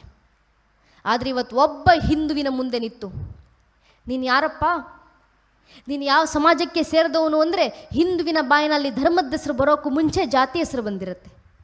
ಒಬ್ಬ ಹಿಂದೂ ಆಗೋಕ್ಕೆ ಮುಂಚೆ ಒಬ್ಬ ಹಿಂದೂ ಬ್ರಾಹ್ಮಣ ಆಗ್ತಾರೆ, ಒಬ್ಬ ಹಿಂದೂ ಲಿಂಗಾಯತರಾಗ್ತಾರೆ, ಒಬ್ಬ ಹಿಂದೂ ಕುರುಬರಾಗ್ತಾರೆ, ಒಬ್ಬ ಹಿಂದೂ ಗೌಡ್ರಾಗ್ತಾರೆ, ಒಬ್ಬ ಹಿಂದೂ ನಾಯಕ್, ಒಬ್ಬ ಹಿಂದೂ ಬಲ್ಜಿಗ, ಒಬ್ಬ ಹಿಂದೂ SC, ಒಬ್ಬ ಹಿಂದೂ ST, ಒಬ್ಬ ಹಿಂದೂ ಶೆಟ್ಟಿ, ಒಬ್ಬ ಹಿಂದೂ ಪೂಜಾರ್, ಒಬ್ಬ ಹಿಂದೂ ಬಂಟ, ಒಬ್ಬ ಹಿಂದೂ ಮರಾಠ, ಒಬ್ಬ ಹಿಂದೂ ರಾಜ್ಪೂತ್, ಒಬ್ಬ ಹಿಂದೂ ಜಾಟ್, ಒಬ್ಬ ಹಿಂದೂ ಮಾಹರ್, ಒಬ್ಬ ಹಿಂದೂ ಬನಿಯಾ. ಸ್ವಾಮಿ, ಹಿಂದೂ ಆಗೋದು ಯಾವಾಗ? ನಾವು ಹಿಂದೂಗಳು ಅರ್ಥ ಮಾಡ್ಕೊಳ್ಬೇಕು. ನಮ್ಮ ಜಾತಿ ಯಾವುದೇ ಇರಲಿ, ಆ ಜಾತಿಗಳ ಮೇಲೆ ನಮಗಿರುವಂಥ ಜಾತಿ ಪ್ರೇಮ ಎಷ್ಟೇ ವಿಶಾಲವಾಗಿರಲಿ, ನಮ್ಮ ಜಾತಿ ಪ್ರೇಮ ನಮ್ಮ ಮನೆಯ ದೇವ್ರ ಕೊಡೆ ಒಳಗೆ ಸೀಮಿತವಾಗಿರಬೇಕು. ನಮ್ಮ ರಾಜ್ಯಕ್ಕೆ ಆಸಕ್ತಿ ಯಾವುದೇ ಇರಲಿ, ನಮ್ಮ ಆಸಕ್ತಿಗಳು, ನಮ್ಮ ಮತೀಯ ದೃಷ್ಟಿಗಳು ನಮ್ಮ ಮನೆ ವಸಲಿನ ಒಳಗೆ ಸೀಮಿತವಾಗಿರಬೇಕು. ಪ್ರತಿಯೊಬ್ಬ ಹಿಂದೂ ತನ್ನ ಮನೆಯ ದೇವರು ಕೋಣೆ ದಾಟಿ ಮನೆ ವಸ್ತು ಬಿಟ್ಟು ಹೊರಗೆ ಬರಬೇಕಾದ್ರೆ ಜಾತಿ, ಉಪಜಾತಿ, ಮತ, ಪಂಥ, ಪಂಗಡ, ಕುಲ, ಗೋತ್ರ, ರಾಜಕೀಯ ಆಸಕ್ತಿ, ತತ್ವ, ಸಿದ್ಧಾಂತ, ಒಡಕು ತೊಡಕು ಎಲ್ಲವನ್ನ ಬದಿಗಿಟ್ಟು ಹೆಗಲ ಮೇಲೆ ಒಂದು ಕೇಸರಿ ಶಾಲು, ಹಣೆ ಮೇಲೆ ಕೇಸರಿ ತಿಲಕ ಇಟ್ಕೊಂಡು ನಾವೆಲ್ಲ ಹಿಂದೂ, ನಾವೆಲ್ಲ ಒಂದು ಅನ್ನೋ ಭಾವನೆಯಲ್ಲಿ ಮನೆ ಬಿಟ್ಟಾಗ ಮಾತ್ರ ನಮ್ಮ ಧರ್ಮ ರಕ್ಷಣೆ. ಈ ಸಂಘಟಿತ ಬಲ ಹಿಂದೂ ಸಮಾಜದಲ್ಲಿ ಬಂದಾಗ ಮಾತ್ರ ಸನಾತನ ಧರ್ಮದ ಉಳಿವಾದಾಗ ಮಾತ್ರ ತಾಯಿ ಭಾರತಿ ಸಿಂಧೂರ ಅಜರಾಮರವಾಗುವುದು. ಯಾಕೆ? ಕಾರಣ ಇಷ್ಟೇ, ಎಲ್ಲಿವರೆಗೂ ಸನಾತನ ಹಿಂದೂ ಧರ್ಮ ಜೀವಂತವಾಗಿರುತ್ತೋ ಅಲ್ಲಿವರೆಗೂ ತಾಯಿ ಭಾರತೀಯ ಮಸ್ತಕದಲ್ಲಿ ಕುಂಕುಮದ ತೇಜಸ್ಸು, ಸಿಂಧೂರದ ಹೊಳಪೆ ಬೆಳಗ್ತಾ ಇರುತ್ತೆ. ಯಾವತ್ತು ಸನಾತನ ಹಿಂದೂ ಧರ್ಮ ಇಲ್ಲಿಂದ ಬಿಟ್ಟು ಹೋಗುತ್ತೋ ಅವತ್ತು ಭಾರತವಾಗಿ ಉಳಿಯೋದಿಲ್ಲ. ಇದು ಘೋರ ಸತ್ಯ. ನಾವು ಅರ್ಥ ಮಾಡ್ಕೊಳ್ಬೇಕಿದನ್ನು. ಆದರೆ ಸಂಘಟಿತವಾಗುವಂಥ ಈ ಹಾದಿನಲ್ಲಿ ಅನೇಕ ಸಮಸ್ಯೆಗಳು ಬರ್ತವೆ, ಅನೇಕ ಸಮಸ್ಯೆಗಳು ಈಗಲೇ ನೋಡ್ತಿದ್ದೀವಿ ನಾವು. ಒಂದಿಷ್ಟು ಜನ ಇದ್ದಾರೆ ನಮ್ಮ ದೇಶದಲ್ಲಿ ವೈಚಾರಿಕತೆ ಹರಿಕಾರರು, ಒಂದಲ್ಲ ಒಂದು ರೂಪದಲ್ಲಿ ದೇಶವನ್ನು ಹೊಡಿತಾರೆ, ಒಂದಲ್ಲ ಒಂದು ರೂಪ. ನೀವು ದೇಶ ಅನ್ನಿ ಅವ್ರ ರಾಜ್ಯ ಅಂತಾರೆ, ನೀವು ರಾಜ್ಯ ಅನ್ನಿ ಅವ್ರ ಭಾಷೆ ಅಂತಾರೆ, ನೀವು ಭಾಷೆ ಅನ್ನಿ ಅವ್ರು ಆರ್ಯ ದ್ರಾವಿಡ ಅಂತಾರೆ, ನೀವು ಆರ್ಯ ದ್ರಾವಿಡ ಅನ್ನಿ ಅವ್ರು ಉತ್ತರ ದಕ್ಷಿಣ ಅಂತಾರೆ, ನೀವು ಉತ್ತರ ದಕ್ಷಿಣ ಅಂತ ಹೇಳಿ ಅವ್ರ ಮತವನ್ನು ತಂದಿಡ್ತಾರೆ, ನೀವು ಮತವನ್ನು ತಂದಿಡಿ ಅವ್ರ ಜನಾಂಗ ತಂದಿಡ್ತಾರೆ. ಒಂದಲ್ಲ ಒಂದು ರೂಪದಲ್ಲಿ ದೇಶ ಹೊಡಿಬೇಕು ಅವರು. ಇದೇ ತತ್ವವನ್ನು ಇಟ್ಕೊಂಡು ಒಂದಿಷ್ಟು ಜನ ನಮ್ಮ ದೇಶದಲ್ಲಿ ಬದುಕ್ತಿದ್ದಾರೆ. ನಮ್ಮ ದೌರ್ಭಾಗ್ಯ ನಮ್ಮ ದೇಶದೊಳಗೆ ನಮ್ಮ ಜೊತೆಗೆ ಬದುಕ್ತಿದ್ದಾರೆ. ಅದರ ವಿರುದ್ಧ ಏನು ಮಾಡಲಿಕ್ಕೂ ನಮ್ಮಿಂದ ಆಗ್ತಿಲ್ಲ. ಏನಕ್ಕೆ? ಏನು ಮಾಡಬೇಕಾಗಿದ್ರೆ ಒಡೆಯುವಂಥ 100 ಶಕ್ತಿಗಳು ದೇಶದಲ್ಲಿ ಕೆಲಸ ಮಾಡ್ತಿರ್ಬೇಕಾದ್ರೆ ನಾವು ಸಂಘಟಿತ ಮಾಡಬಲ್ಲೆವೋ ಅಷ್ಟೇ. ಯಾರನ್ನು ಸಂಘಟಿತ ಮಾಡ್ತೀರಾ? ಊರೂರನ್ನು ಸಂಘಟಿತ ಮಾಡಲಿಕ್ಕೆ ನಮ್ಮಿಂದ ಆಗೋದಿಲ್ಲ, ಪರವಾಗಿಲ್ಲ. ಮನೆಗಳನ್ನಾದರೂ ಸಂಘಟಿತ ಮಾಡಿ. ಹಿಂದೂಗಳು ಮನೆಗಳಲ್ಲಾದರೂ ಜಾಗೃತಗೊಳ್ಳಿ. ಈ ಒಡೆಯುವಂಥ ಅನೇಕ ಪ್ರಕಾರಗಳಿದ್ದಾವಲ್ಲ, ಒಂದಲ್ಲ, ರಾಜ್ಯದ ಹೆಸರಲ್ಲಿ ಹೊಡಿತಾರೆ, ಭಾಷೆ ಹೆಸರಲ್ಲಿ ಹೊಡಿತಾರೆ, ಗಡಿಗಳ ಹೆಸರಲ್ಲಿ ಹೊಡಿತಾರೆ, ಮತಗಳ ಎಲ್ಲಿವರೆಗೂ ಹೊಡಿತಾರೆ, ಜಾತಿಗಳ ಹೆಸರಲ್ಲಿ ಹೊಡಿತಾರೆ. ನಾವು ಜಾಗೃತರಾಗಬೇಕು. ಇಡೀ ದೇಶದಲ್ಲಿ ಒಂದು ಕಾಲದಲ್ಲಿ ಸನಾತನ ಧರ್ಮ ಹೇಳಿಕೊಡೋದು ಎಷ್ಟು ಭಾಷೆ ಬರುತ್ತೋ ಅಷ್ಟು ಭಾಷೆ ಕಲಿ. ಮಾತೃಭಾಷೆನಲ್ಲಿ ಭದ್ರವಾಗಿರು, ಬೇರೆ ಎಲ್ಲ ಭಾಷೆಗಳು ಒಲಿದು ಬರ್ತವೆ, ನಮಗೆ ಹೇಳಿಕೊಟ್ಟಂಥ ಪರಂಪರೆ. ಈ ಮಾತೃಭಾಷೆನಲ್ಲಿ ನೆಲೆ ಊರಿ ಬೇರೆಲ್ಲ ಭಾಷೆಗಳನ್ನು ಕಲಿತುಕೋ, ವಿಶ್ವಮಾನವನಾಗಿ ಬೆಳೆದು ನಿಲ್ಲು. ಏನಕ್ಕೆ? ಎಷ್ಟು ಭಾಷೆ ಕಲಿದ್ರೆ ಅಧ್ಯಯನಕ್ಕೆ ಅಷ್ಟು ಸಹಕಾರ ನಿನಗೆ. 750 ವರ್ಷಗಳ ಹಿಂದೆ ಸೂರ್ಯ ಸಂಕಲ್ಪ ಸಿದ್ಧಾಂತದಲ್ಲಿ ವೇದಾಂತ ದೇಶಿಕವರು ಬರೆದು ಹೇಳ್ತಾರೆ, ನನಗೆ 8 ಭಾಷೆಗಳು ಗೊತ್ತಿದ್ದಾವೆ. ದಕ್ಷಿಣ ಭಾರತದವರು 750 ವರ್ಷಗಳಿಂದ 8 ಭಾಷೆ ಗೊತ್ತಿದ್ದಾವೆ ನನಗೆ ಅಂತ ಗ್ರಂಥದಲ್ಲಿ ಅವರೇ ಬರೆದು ಹೇಳ್ತಾರೆ. ಸೂರ್ಯ ಸಂಕಲ್ಪದಲ್ಲಿ ಯಾವ ಮಟ್ಟಗಿನ ಭಾಷಾ ಜ್ಞಾನ ಆ ಸಂದರ್ಭದಲ್ಲಿ ಇದ್ದಿದ್ದು. ಯಾಕೆ ಭಾಷೆಗಳು ಕಲಿತಿದ್ವು ಅಂದರೆ, ಹಿರಿಯರು ಶಾಸ್ತ್ರಗಳಲ್ಲಿ ಬರೀತಾರೆ, ಭಾಷಾ ಗೀತಿ ಪ್ರಶಸ್ತ. ಭಾಷೆ ಯಾವುದು ಮಾತಾಡ್ತಿದ್ಯಾ ಅನ್ನೋದು ಮುಖ್ಯ ಆಗೋದಿಲ್ಲ, ಮಾತಾಡ್ತಿರುವಂಥ ವಿಚಾರ ಏನು ಮಾತಾಡ್ತಿದ್ಯಾ ಅನ್ನೋದು ಮುಖ್ಯವಾಗುತ್ತೆ. ಈ ವಿಚಾರ ಶುದ್ಧವಾಗಿರಬೇಕು. ಇಂಥ ಶುದ್ಧ ವಿಚಾರ, ಪವಿತ್ರ ವಿಚಾರ ಶುದ್ಧ ಭಾಷೆಯಲ್ಲಿ, ಶುದ್ಧ ಕನ್ನಡದಲ್ಲಿ ಉಳಿದಿರೋದು ಎಲ್ಲಿ? ಯೋಚನೆ ಮಾಡಬೇಕಲ್ಲ. ಸನಾತನ ಹಿಂದೂ ಧರ್ಮ ಏನಕ್ಕೆ ಉಳಿಬೇಕು ಅಂದರೆ ಡಾಕ್ಟರ್ ಚಿದಂಬರಂ ಅವರು ಅವರ ಪುಸ್ತಕ ಬರೀತಾರೆ. ಅಪಾರ್ಥ ಆಕ್ರಮಣಗಳಿಗೆ ಒಳಗಾಗಿರುವಂಥ ಹಿಂದೂ ಧರ್ಮ ಎಂಬ ಅವರ ಪುಸ್ತಕ. ಇತಿಹಾಸ ತಜ್ಞರು ಡಾಕ್ಟರ್ ಚಿದಾನಂದ ಮೂರ್ತಿಗಳವರು ಬರೀತಾರೆ, ಕನ್ನಡ, ತೆಲುಗು, ಮರಾಠಿ, ತಮಿಳು ಉಳಿಬೇಕಂದ್ರೆ ಸನಾತನ ಹಿಂದೂ ಧರ್ಮ ಜೀವಂತವಾಗಿರಬೇಕು. ರಾಯಣ್ಣ, ಬಸವಣ್ಣ, ಶಿವಾಜಿ ಬದುಕಬೇಕಂದ್ರೆ ಸನಾತನ ಹಿಂದೂ ಧರ್ಮ ಬದುಕಿರಬೇಕು. ಇದು ಅತ್ಯಂತ ಘೋರ ಸತ್ಯ, ಎಲ್ಲರಿಗೂ ತಿಳ್ಕೊಳ್ಬೇಕಾಗಿರುವಂಥ ಅತ್ಯಂತ ಮಾರ್ಮಿಕವಾಗಿ ಒಂದು ಮಾತನ್ನೇ ಹೇಳಿ ಹೋಗಿದ್ದಾರಲ್ಲ, ಅರ್ಥ ಮಾಡ್ಕೊಳ್ಬೇಕು ಆ ಮಾತನ್ನು ನಾವು. ಏನಕ್ಕೆ ಈ ಮಾತನ್ನು ಹೇಳಿದ್ರು? ಇವತ್ತಿಗೂ ಕನ್ನಡ ತನ್ನ ಅತ್ಯಂತ ಶುದ್ಧ ರೂಪದಲ್ಲಿ ಬದುಕಿದೆ ಅಂದರೆ ಅದು ನಮ್ಮ ದಾಸರ ಸಾಹಿತ್ಯದಲ್ಲಿ ಬದುಕಿದೆ, ಅದು ನಮ್ಮ ಸಂಗೀತಗಳಲ್ಲಿ ಬದುಕಿದೆ, ಅದು ಸನಾತನ ಪರಂಪರೆಯಲ್ಲಿ ಬಂದು ಹೋದಂಥ ವಚನ ಪರಂಪರೆಯಲ್ಲಿ ಬದುಕಿದೆ. ಹೊರತಾಗಿ ಶುದ್ಧ ಕನ್ನಡವನ್ನು ಇವತ್ತಿಗೂ ಉಳಿಸ್ಕೊಂಡಿರೋದು ಸನಾತನ ಪರಂಪರೆ, ಸಂಸ್ಕೃತಿ ಗ್ರಂಥಗಳಲ್ಲಿ, ದಾಸ ಸಾಹಿತ್ಯಗಳಲ್ಲಿ, ವಚನ ಪರಂಪರೆಯಲ್ಲಿ, ಸಂಗೀತದ ಪ್ರಕಾರಗಳಲ್ಲೇ ಹೊರತಾಗಿ ಈ ವಿಚಾರವಂತರ ಬುದ್ಧಿಯೇ ಜೀವನ ಅಂತ ಅಂದ್ಕೊಂಡಿರುವಂಥ ಬುದ್ಧಿಜೀವಿಗಳ ವೈಚಾರಿಕತೆಯಲ್ಲಿ ಸನಾತನ ಹಿಂದೂ ಧರ್ಮವಾಗಲಿ ಕನ್ನಡ ಭಾಷೆ ಆಗಲಿ ಉಳಿದು ಬಂದಿಲ್ಲ. ಕನ್ನಡ ಭಾಷೆ ಉಳಿದಿರೋದು ನಮ್ಮ ಪರಂಪರೆಯಲ್ಲಿ, ಸನಾತನ ಹಿಂದೂ ಧರ್ಮದ ಗ್ರಂಥಗಳಲ್ಲಿ. ಯಾವುದು ಕನ್ನಡ? ಎಂಥ ಕನ್ನಡದ ಶ್ರೀಮಂತಿಕೆ! ನಮ್ಮ ಪೂರ್ವಿಕರು ಹಾಡ್ತಿದ್ರು ಸ್ವಾಮಿ ಕನ್ನಡವನ್ನ. ಯಾವ ರೀತಿ ಹಾಡ್ತಿದ್ರು ಅಂದರೆ ಮಧುರತೆಯಲ್ಲಿ ಮುಳುಗಿಸಿ ಜೇನಿನ ಸೂತ್ರದಲ್ಲಿ ಬಿಗದಂತಿತ್ತು ನಮ್ಮ ಕನ್ನಡ ಭಾಷೆ, ಒಂದೊಂದು ಅಕ್ಷರಗಳು ಮುತ್ತಿನಂತೆ ಕನ್ನಡ ಹಾಡ್ತಿದ್ರು. ಯಾವುದು ಕನ್ನಡ? ಬೊಮ್ಮನ ಹೆಮ್ಮಗ ಮೊಮ್ಮ ಮೃಡಂಬರಿ ಮೊಮ್ಮಸ ಚಿಮ್ಮ ಸ್ವರಮ್ಮ ಪರಮ್ಮ ನಮ್ಮರ ಸಮ್ಮವರು ಅಮ್ಮರ ಗಮ್ಮನು ನಮ್ಮೋ ನಮ್ಮ ಪರಮ್ಮ ಹಿಮ್ಮ ಅಂಬರ ಅಂಗಳ ಅಂಗನಂತಗಳ ಮಂಗಳ ಪಾಂಗ ವಿಶ್ವಂಗಳ ಮಂಗಳ ಸಿಂಗರ ದಂಗುಟ ಸಂಗ ಗಂಜ ಕಂಗಳ ಗಂಗಳ ಹಿಂಗಿ ಪಳಾಂಗ ಪನ್ನಗ ಪನ್ನ ಶಯನ್ನ ಮಹೋನ್ನತ ಬನ್ನಗ ವರವ ಹನ್ನರ ತುನ್ನ ಭವನ್ನ ಸುಕೋನ್ನತ ಪನ್ನಗ ವರವ ರನ್ನರ ರನ್ನಜ ನಿನ್ನೆದುರು ಇನ್ಯಾರೆನ್ನೊಡೆಯನ್ನೇ ಎಂಥ ಶ್ರೀಮಂತಾನಂತಾನೋ ಶ್ರೀಕಾಂತಿಯ ಕಾಂತ ಎಂಥ ಶ್ರೀಮಂತಾನಂತಾನೋ ಹಾಡ್ತಿದ್ರಲ್ಲ. ಯಾವಾಗ ಹಾಡಿದ್ದು? ಪೇಶವ ಒಬ್ಬರು ತನ್ನ ಶೀಘ್ರ ಲಿಪಿಕಾರರನ್ನ ಕಳಿಸ್ತಾರೆ. ಪ್ರಸನ್ನ ವೆಂಕಟರ ದಾಸರನ್ನು ಕರ್ಕೊಂಡು ಬಾ ಆಸ್ಥಾನಕ್ಕೆ. ಈ ಶೀಘ್ರ ಲಿಪಿಗಾರ ಅಂದರೆ ಶಾರ್ಟ್ ಹ್ಯಾಂಡ್ ಬರೀತವ್ರ ಹೇಳ್ತಾರಲ್ಲ, ಕನ್ನಡದಲ್ಲಿ ಶೀಘ್ರ ಲಿಪಿಗಾರರು ಅಂತ ಹೇಳ್ತಾರೆ. ಕಳಿಸ್ತಾರೆ ಅವರನ್ನು ಪೇಶವ. ಹೋಗಿ ಕರ್ಕೊಂಡು ಬಾ ಪ್ರಸನ್ನ ವೆಂಕಟಾದ್ರಿ ದಾಸರನ್ನ ಆಸ್ಥಾನಕ್ಕೆ. ಹೋಗ್ತಾರೆ ಕರೀಲಿಕ್ಕೆ ಅಂತ. ಶೀಘ್ರ ಲಿಪಿಗಾರರು ಅವ್ರ ಮುಂದೆ ನಿಂತ್ಕೊತಾರೆ, ದಾಸರ ಹತ್ರ ನಿಂತು ಭಾರಿ ಕೊಚ್ಕೊತಾರೆ ಅವ್ರ ಬಗ್ಗೆ. ನಾನು ಅಷ್ಟು ವೇಗವಾಗಿ ಬರಿತೀನಿ, ಇಷ್ಟು ವೇಗವಾಗಿ ಬರಿತೀನಿ, ಇಷ್ಟು ಸ್ಪಷ್ಟತೆಯಲ್ಲಿ ಬರಿತೀನಿ, ಬರೀ ಎಷ್ಟು ವೇಗವಾಗಿ ಬರೆದ್ರು ಒಂದು ಅಕ್ಷರ ತಪ್ಪಿರೋದಿಲ್ಲ ನಂದು ಬರವಣಿಗೆನಲ್ಲಿ ಎಲ್ಲ ಹೇಳ್ತಿರ್ತಾರೆ. ತಮ್ಮನ್ನು ತಾವು ಹೊಗಳ್ಕೊಳ್ಬೇಕಾದ್ರೆ ಪ್ರಸನ್ನ ವೆಂಕಟಾದ್ರಿ ದಾಸ್ ಹೇಳ್ತಾರೆ, ಹೌದಪ್ಪ ಬಹಳ ವೇಗವಾಗಿ ಬರೀತೀಯಾ, ಭಗವಂತನ ಬಗ್ಗೆ ಒಂದೆರಡು ಮಾತು ಹೇಳ್ತೀನಿ, ಒಂಚೂರು ದಾಖಲೆ ಮಾಡ್ಕೊಡ್ತೀಯ ನನಗೆ ಅಂತ ಹೇಳಿ ಏನು ಬರೀತೀರಾ ಅಂತ ದುರಂಕಾರದಲ್ಲಿ ನಿಂತಾಗ ಪ್ರಸನ್ನ ವೆಂಕಟಾದ್ರಿ ದಾಸರು ಹಾಡುವಂತ ಹಾಡಿದು ಎಂಥ ಶ್ರೀಮಂತನಂತನೋ ಅಂತ ಟಂಗ್ ಟ್ವಿಸ್ಟರ್. ಬರಲಿಕ್ಕೆ ಕೊನೆಗೆ ಆಗದೆ ಸೋತು ಶರಣಾಗತರಾಗಿ ಇದನ್ನು ಬರಲಿಕ್ಕೆ ನನ್ನಿಂದ ಸಾಧ್ಯ ಇಲ್ಲ ಅಂತ ಶರಣಾಗತರಾಗ್ತಾರಲ್ಲ, ಅಂತ ಶ್ರೀಮಂತ ಕನ್ನಡ. ಈ ಕನ್ನಡ ಶ್ರೀಮಂತಿಗೊಳಿದಿರೋದು ನಮ್ಮ ದಾಸರ ಸಾಹಿತ್ಯದಲ್ಲಲ್ವಾ, ನಮ್ಮ ವಚನಗಳಲ್ಲಲ್ವಾ. ಇದು ಉಳಿಯೋದು ಯಾವತ್ತು? ಸನಾತನ ಹಿಂದೂ ಧರ್ಮ ಬದುಕಿದ್ದಾಗ ಮಾತ್ರ. ಅದಕ್ಕೋಸ್ಕರ ಸನಾತನ ಹಿಂದೂ ಧರ್ಮವನ್ನು ಉಳಿಸ್ಕೊಳ್ಬೇಕು ನಾವು. ನಮ್ಮ ಭಾಷೆ ಉಳಿಬೇಕು, ನಮ್ಮ ಮತಗಳು ಉಳಿಬೇಕು, ನಮ್ಮ ಆಸಕ್ತಿಗಳು ಉಳಿಬೇಕು, ನಮ್ಮ ಜಾತಿಗಳು ಉಳಿಬೇಕು, ಸನಾತನ ಧರ್ಮ ಉಳಿಬೇಕು.